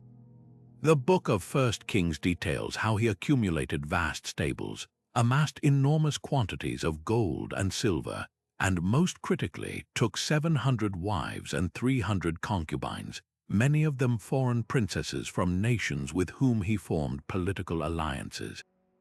To please these wives, he eventually permitted the construction of altars and shrines to their gods Ashtoreth, Chemosh, Molech, on the hills right outside Jerusalem. The very king who built a house for the one God of Israel now compromised the nation's core religious identity for political expediency and personal gratification. His legendary wisdom became overshadowed by excess, and his heart, we are told, was turned away from divine devotion. Solomon's story is a masterclass in the quiet corruption of ideals, showing that power does not always shatter a leader in one dramatic blow. More often, it erodes them gradually through 1,000 small compromises that seem justified in the moment.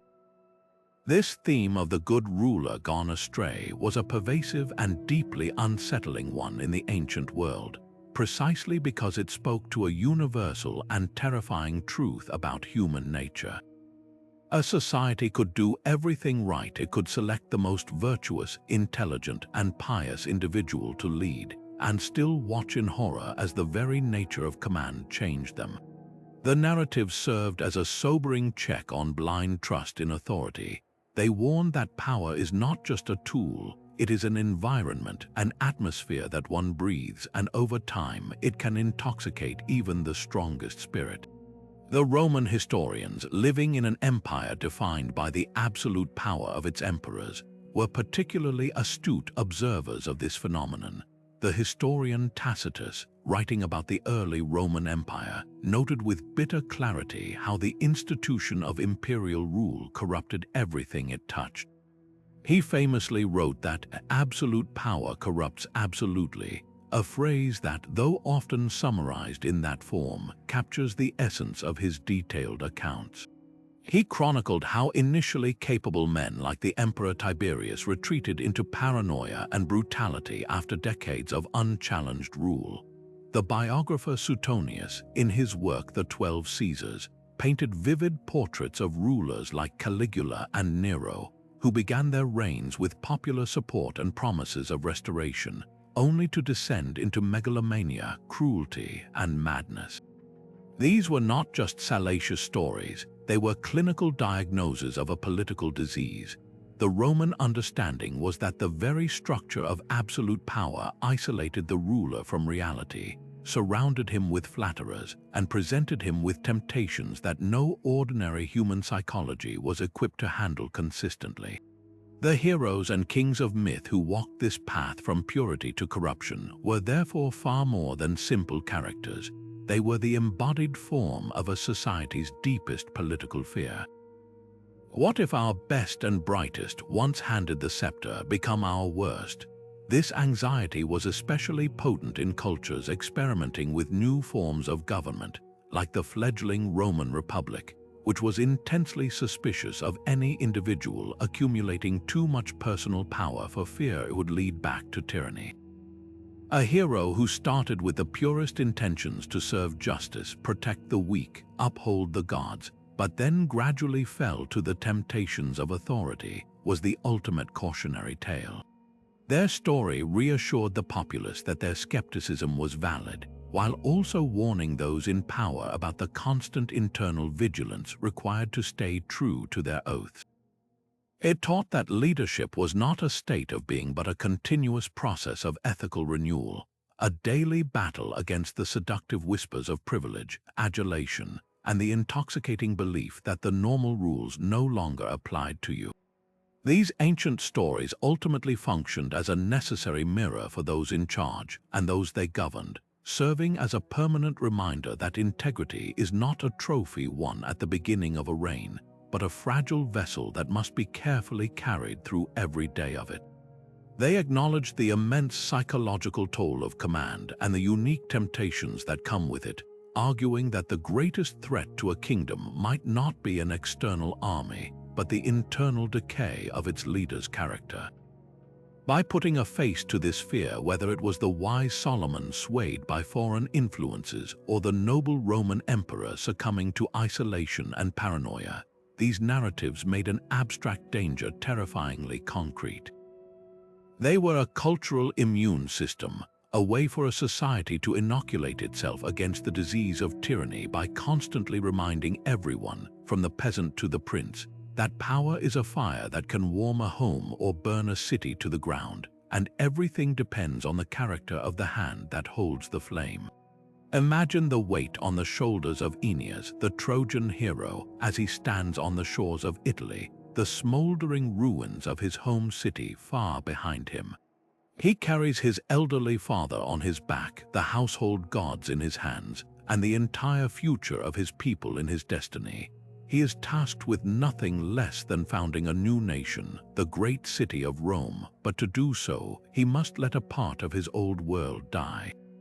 His entire journey, immortalized in Virgil's Aeneid, is a profound and painful exploration of this 23rd societal weakness, the gut-wrenching challenge of cultural integration and the difficult, often heartbreaking process of change. Aeneas is the ultimate immigrant hero, caught between the sacred duty to preserve his Trojan heritage and the divine mandate to create something entirely new, to blend his people with the local Latins and forge a new identity. His personal struggle is a direct reflection of the massive cultural anxieties that rippled through the ancient Mediterranean world, a period of unprecedented expansion, migration, and collision of civilizations that forced every society to ask a terrifying question: when we merge with others, what parts of ourselves must we sacrifice, and what must we fight to preserve?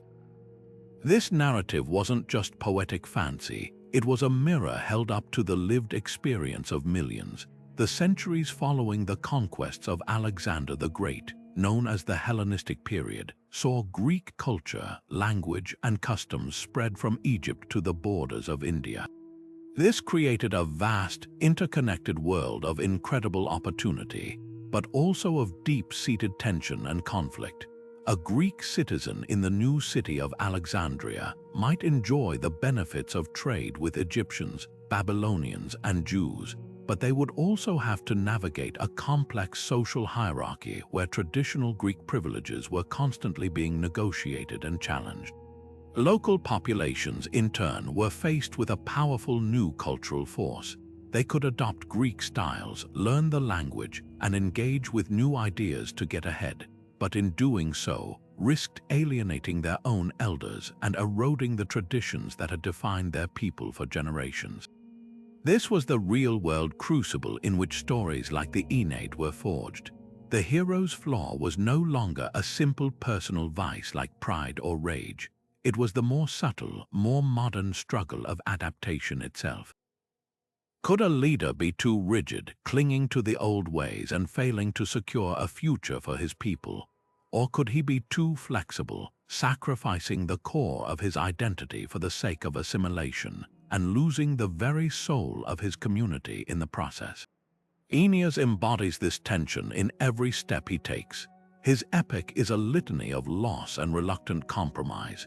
He is forced to abandon his love, the Carthaginian queen Dido, because a relationship with her would mean building a different future, a blended Carthaginian-Trojan culture that is not his fated destiny.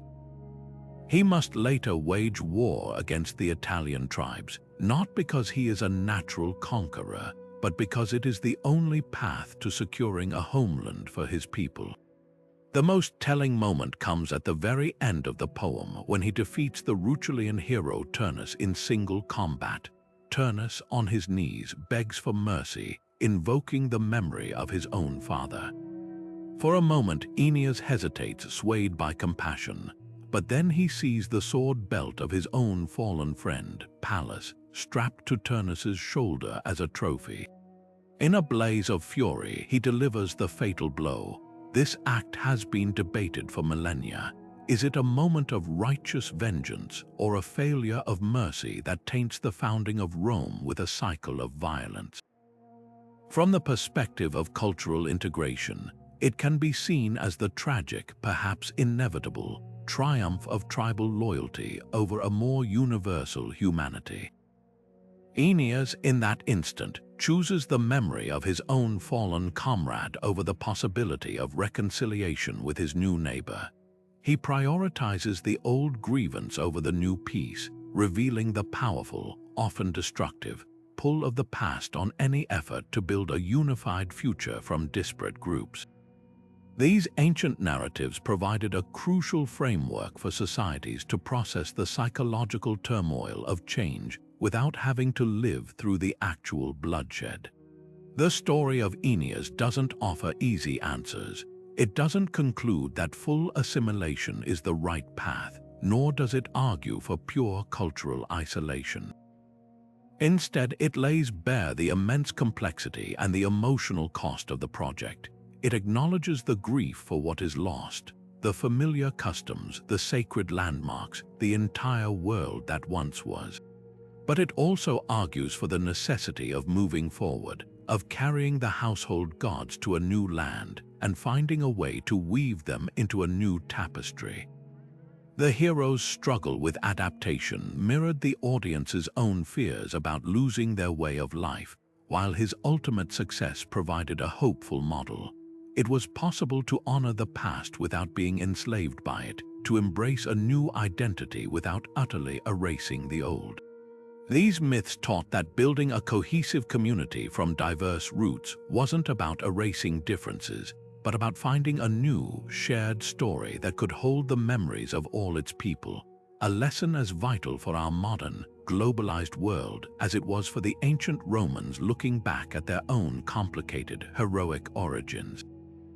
Now consider a queen pushed to the very edge, a woman of immense intellect and divine connection who, when betrayed and discarded, unleashes a vengeance so precise and so horrifying it echoes through the ages. This is Medea, the sorceress from Greek mythology who used her magical prowess to help the hero Jason secure the Golden Fleece, only to be abandoned by him for a politically advantageous marriage to a Corinthian princess. But Medea is no passive victim. She does not weep and fade away, she plans. In a calculated act of retribution, she sends a poisoned robe that burns the new bride alive, and then, to inflict the ultimate wound upon Jason, she murders their own 2 children. Her actions are undeniably monstrous, but within the context of the ancient world, they were also a shocking demonstration of female agency, a terrifying spectacle of a woman taking decisive, brutal control of her own narrative outside the sanctioned roles of wife and mother. Medea's story, and others like it, were not simple tales of evil women. They were complex, fraught narratives that revealed a deep-seated cultural anxiety about what might happen if women were ever to fully step outside the confines prescribed for them and wield power on their own terms. This portrayal of powerful women as inherently destabilizing forces was a recurring theme, a narrative thread that exposed the fragile foundations of ancient patriarchy. Take Clytemnestra from Aeschylus's Orsteia. Her husband, Agamemnon, sacrificed their daughter Iphigenia to appease the gods and get favorable winds for his war fleet to Troy. After a decade of ruling Argos in his absence, Clytemnestra masterminds his murder upon his return, trapping him in a net in his bath and striking him down. Like Medea, her actions are a response to a profound betrayal and loss, but they are also an audacious seizure of political power. For the original Athenian audience, the true horror of the play was not just the regicide, but the fact that it was orchestrated by a woman. She ruled effectively in her husband's absence, but her exercise of power outside of his authority was itself seen as a monstrous perversion of the natural order. These myths served as powerful cautionary tales, reinforcing the societal belief that female power, particularly when exercised autonomously and outside the control of men, was a dangerous and chaotic element that could topple kingdoms and destroy families. They embodied a pervasive fear that the entire social structure, which was built upon the subordination of women, was perpetually vulnerable to being overturned from within. Modern feminist reinterpretations of these myths offer a crucial lens through which to view these ancient anxieties. Scholars like classicist Froma Zeitlin and philosopher Simone de Beauvoir have argued that figures like Medea and Clytemnestra are not monsters in a vacuum, but rather logical, if extreme, products of the oppressive systems that created them. In a world where women were legally property with no recourse to justice for betrayal or loss, their power could only express itself in twisted, destructive ways. From this perspective, Medea's infanticide is the ultimate, tragic indictment of a society that gave a brilliant and powerful woman no legitimate outlet for her talents, her grief, or her rage. She could only exercise her agency by destroying the very things that society said defined her value, her children. These reinterpretations reframe the myths, suggesting that the ancient fear of female power was less about the inherent danger of women and more about the terrifying fragility of a social order that required their suppression to function. The monster was not the woman, but the system that could only imagine her as one. The hero's interactions with these formidable women further highlight the societal tensions surrounding female autonomy. Jason's downfall is directly attributable to his catastrophic failure to understand Medea as a person rather than a tool. He expects gratitude for the civilizing influence he brought her from her barbarian homeland, and he is baffled by her rage, believing he has offered a perfectly reasonable arrangement for her and the children within his new marriage. He represents a patriarchal blindness to the inner lives and agency of women, a blindness that proves fatal. Similarly, Agamemnon's sacrifice of his daughter treats her life as a mere resource to be spent for his glory, demonstrating a profound disregard for the maternal bond and the autonomy of the female members of his own family, a disregard that returns to destroy him. These heroic failures are not just personal flaws, they are dramatic illustrations of a systemic failure to accommodate female power in any form other than subservience. The hero's struggle against a powerful woman becomes a metaphor for the culture's larger struggle to maintain control over a fundamental and terrifyingly potent part of itself. Ultimately, these stories of transgressive women reveal the deepest concerns about shifting social hierarchies. The ancient household, the oikos, was the fundamental unit of society, and its stability was paramount. The father was the king of this tiny domain, and his authority was meant to be absolute. A woman who challenged that authority, whether through cunning like Clytemnestra or through supernatural power like Medea, was not just a bad wife, she was a revolutionary. Her actions threatened to invert the entire cosmic order, placing the ruled above the ruler. These myths gave a society a way to play out its worst-case scenario, to confront the terrifying possibility of a world turned upside down, where the carefully constructed hierarchies that kept chaos at bay could be dismantled from the most intimate and unexpected quarter, the heart of the home itself.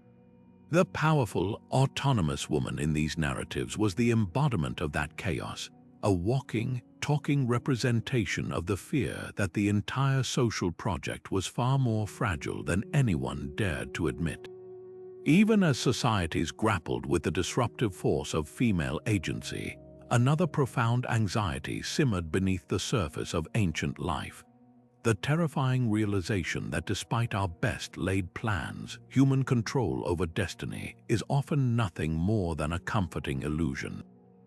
This fear finds its perfect embodiment in the dramatic downfall of Julius Caesar, a figure who seemed to hold the entire Roman world in his grasp. On the Ides of March in 44 BC, despite a chilling cascade of warnings, his wife Calpurnia's nightmares, a soothsayer's explicit warning to beware the Ides of March, and even a cryptic note detailing the conspiracy, thrust into his hand that he never read, Caesar dismissed the omens and walked directly into the Senate house and his assassination. His story is a masterclass in the fatal flaw of overconfidence, a stark lesson in how the belief in one's own invincibility can blind even the most brilliant leader to the whispers of fate and the very real dangers swirling around him. For all his military genius and political mastery, Caesar's tragic error was assuming that the world he had conquered would continue to operate according to his own predictable logic, failing to see the web of human resentment and conspiracy that would ultimately ensnare him. This ancient preoccupation with omens and portents was far from mere superstition. It was a sophisticated system for navigating a world understood to be fundamentally unpredictable and infused with divine will. Cultures from Rome to Mesopotamia to China maintained elaborate colleges of priests and augurs whose sole job was to read the signs, the flight patterns of birds, the entrails of sacrificed animals, unusual weather events, all in an effort to discern the will of the gods and anticipate future events. This practice, known as augury or divination, was a central pillar of statecraft. No major battle was joined, no law passed, no leader appointed without first consulting the signs.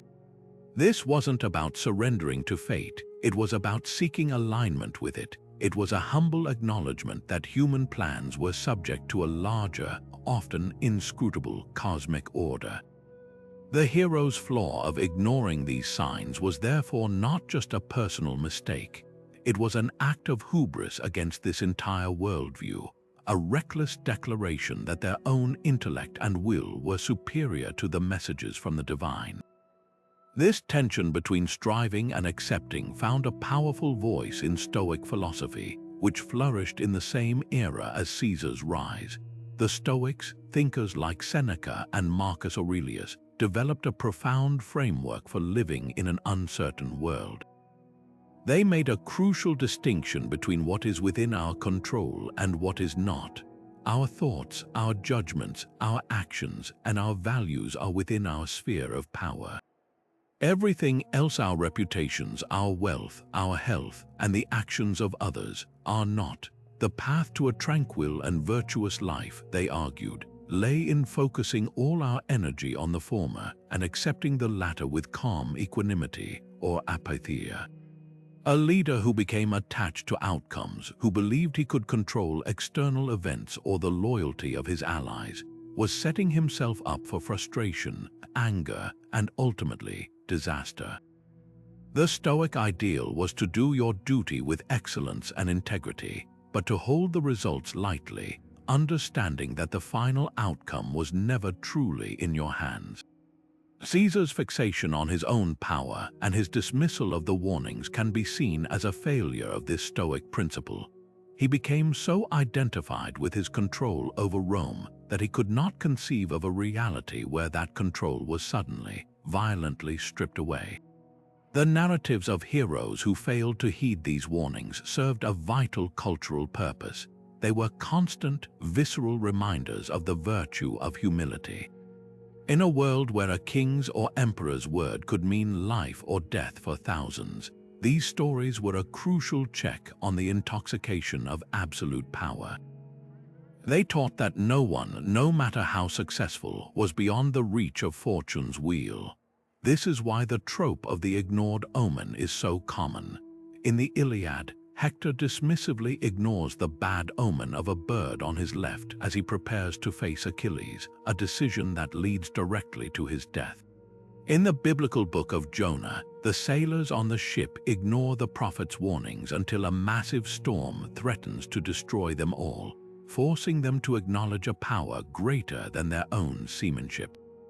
These stories functioned as a cultural immune system, inoculating society against the arrogance of its leaders by providing stark, unforgettable examples of the price of overconfidence. Ultimately, these heroes who clung to the illusion of control held up a mirror to the most fundamental of human anxieties, the fear that despite our efforts, our plans, and our intelligence, we are ultimately vulnerable to the chaotic, unpredictable currents of chance, fate, and the actions of others. This is not a counsel of despair, but rather a call for a more profound and realistic engagement with the world. It encourages a mindset of preparedness instead of prediction, of resilience instead of certainty. The lesson of Caesar's assassination, of Hector's charge, and of all the heroes who marched proudly toward a fate they were warned about, is that true strength lies not in the belief that we can command the future, but in the wisdom to listen, to adapt, and to meet the unexpected with courage and grace, rather than with the shocked disbelief of someone who thought they were beyond its reach. But imagine a law that commands you to betray your own blood, a decree from the state that directly violates the deepest bonds of family and the most sacred duties to the gods.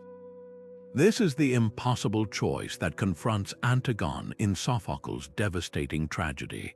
Her two brothers, Eteocles and Polynices, have killed each other in a civil war for the throne of Thebes. The new king, Creon, issues a stern edict.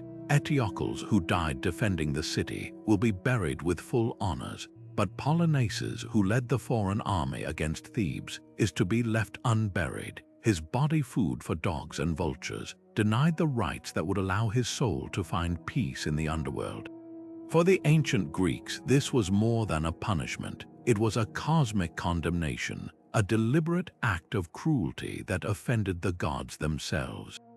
Antigone is faced with a brutal dilemma: obey the lawful command of her king, or obey the unwritten, eternal laws of heaven and her duty to her brother.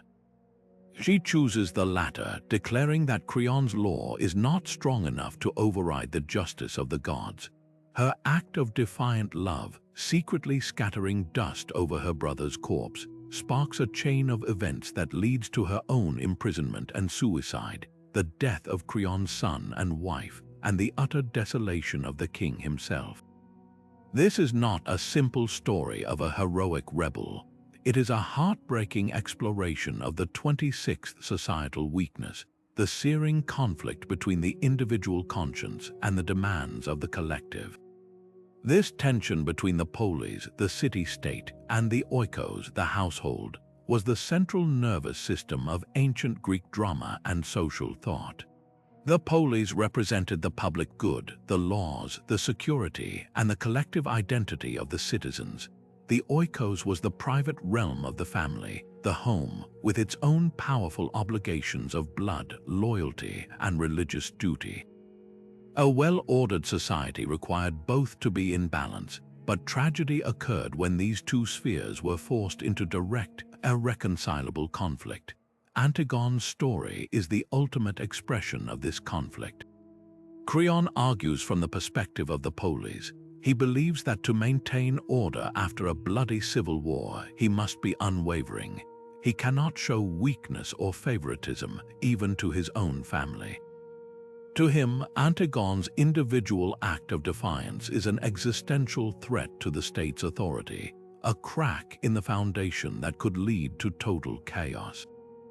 He famously says, "There is no evil worse than anarchy," but Antigone argues from the deeper, older authority of the oikos and divine law. She tells Creon, "It was not Zeus who made that proclamation to me, nor did justice, which lives with the gods below, establish such laws among men."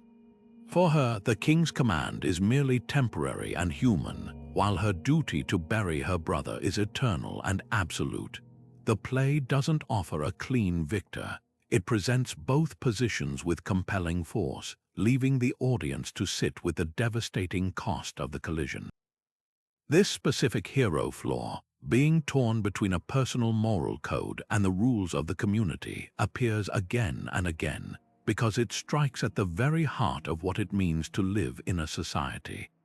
The hero is often the one who feels this tension most acutely, whose heightened sense of justice or loyalty makes them incapable of the easy compromise that allows others to sleep at night. Take the biblical figure of Daniel, who continues to pray to his God despite a royal decree forbidding it, and is thrown into the lion's den for his disobedience. His individual faith is pitted against the law of the Persian Empire, and the story celebrates his courage in holding to his convictions. Or consider the dilemma of Sir Thomas More centuries later, who chose to silence his individual conscience and conform to King Henry VIII's demands, only to be executed anyway, a tragic lesson in the perils of both rebellion and compliance. These narratives provided a safe space for ancient audiences to wrestle with a question that had no easy answer: when must a good citizen become a bad subject? When does duty to the state become a betrayal of one's own soul? The stories of these conflicted heroes served a crucial purpose. They were a society's way of testing its own boundaries. By watching a character like Antigone pushed to the absolute extreme, the audience could explore the outer limits of their own values. What is the true source of law? Is it the will of the ruler, or is it a higher moral principle? The play forces everyone to consider the point at which obedience becomes complicity in injustice, and the point at which rebellion ceases to be principled and becomes merely destructive.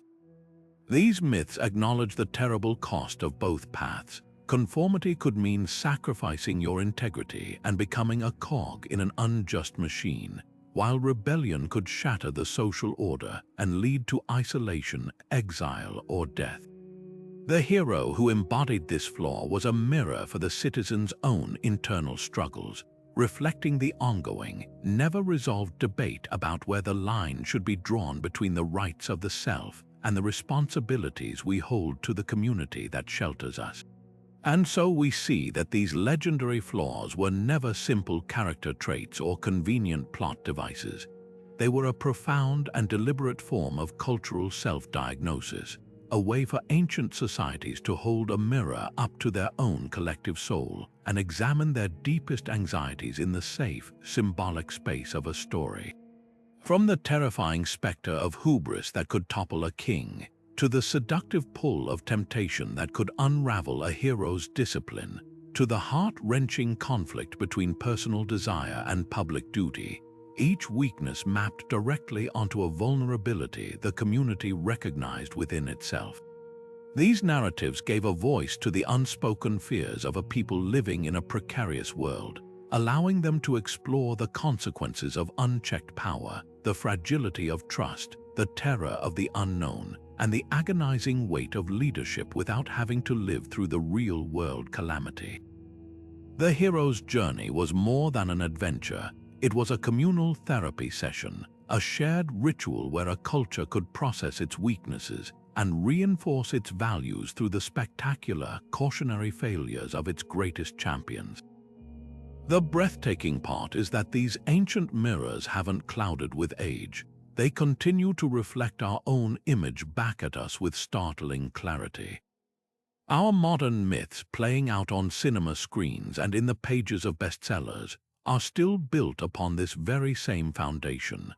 The superhero grappling with the ethical limits of their power is our Hercules, wrestling with the same ancient Greek fear of strength without wisdom. The charismatic anti-hero tempted by darkness and vice is our Odysseus, lured by a siren's call of corruption that feels all too familiar in a world of endless consumption. The dystopian leader who began with noble ideals only to be corrupted by the very system they sought to change is our King Solomon, a chilling reminder that the intoxicating nature of authority is a permanent feature of the human condition, not a relic of the past. We are still telling the same stories because we are still wrestling with the same fundamental human struggles. Our cultural anxieties have simply put on new costumes. The monsters may be cybernetic or viral now, but they still embody our fear of the other and the unknown, just as Medusa or the Minotaur did for the ancients. This timeless connection suggests something fundamental about us. It reveals that while our technology and circumstances change at a dizzying pace, the core architecture of the human heart, with its capacity for great courage and profound weakness, remains remarkably constant. We are still those same people sitting around a fire, trying to make sense of a chaotic world by telling stories about ourselves. The psychologist Carl Jung understood this deeply when he studied these recurring patterns, which he called archetypes, that appear across all cultures and times. He saw in them a kind of secret order, a shared psychological bedrock beneath the apparent disorder of human experience. He once wrote that in all chaos there is a cosmos, in all disorder a secret order. The chaotic, flawed lives of the ancient heroes and our own are not without meaning. They are part of a grand, ongoing human conversation about who we are, what we fear, and what we value most. These myths are the cosmos within our chaos, the secret order that helps us navigate the beautiful, terrifying complexity of being human. So we want to hear from you. As you look at the world around us, which of these ancient hero flaws feels most resonant right now? Is it the hubris of leaders who believe they are beyond reproach, the temptation that constantly beckons in a hyper-connected world, the struggle to maintain your identity in an era of overwhelming change? Share your thoughts in the comments below. Let's continue this conversation that began thousands of years ago. And if you enjoyed this journey into the heart of myth, be sure to subscribe and hit the notification bell for more explorations into the hidden patterns of history and storytelling. The past isn't dead, it's a living map to understanding our present and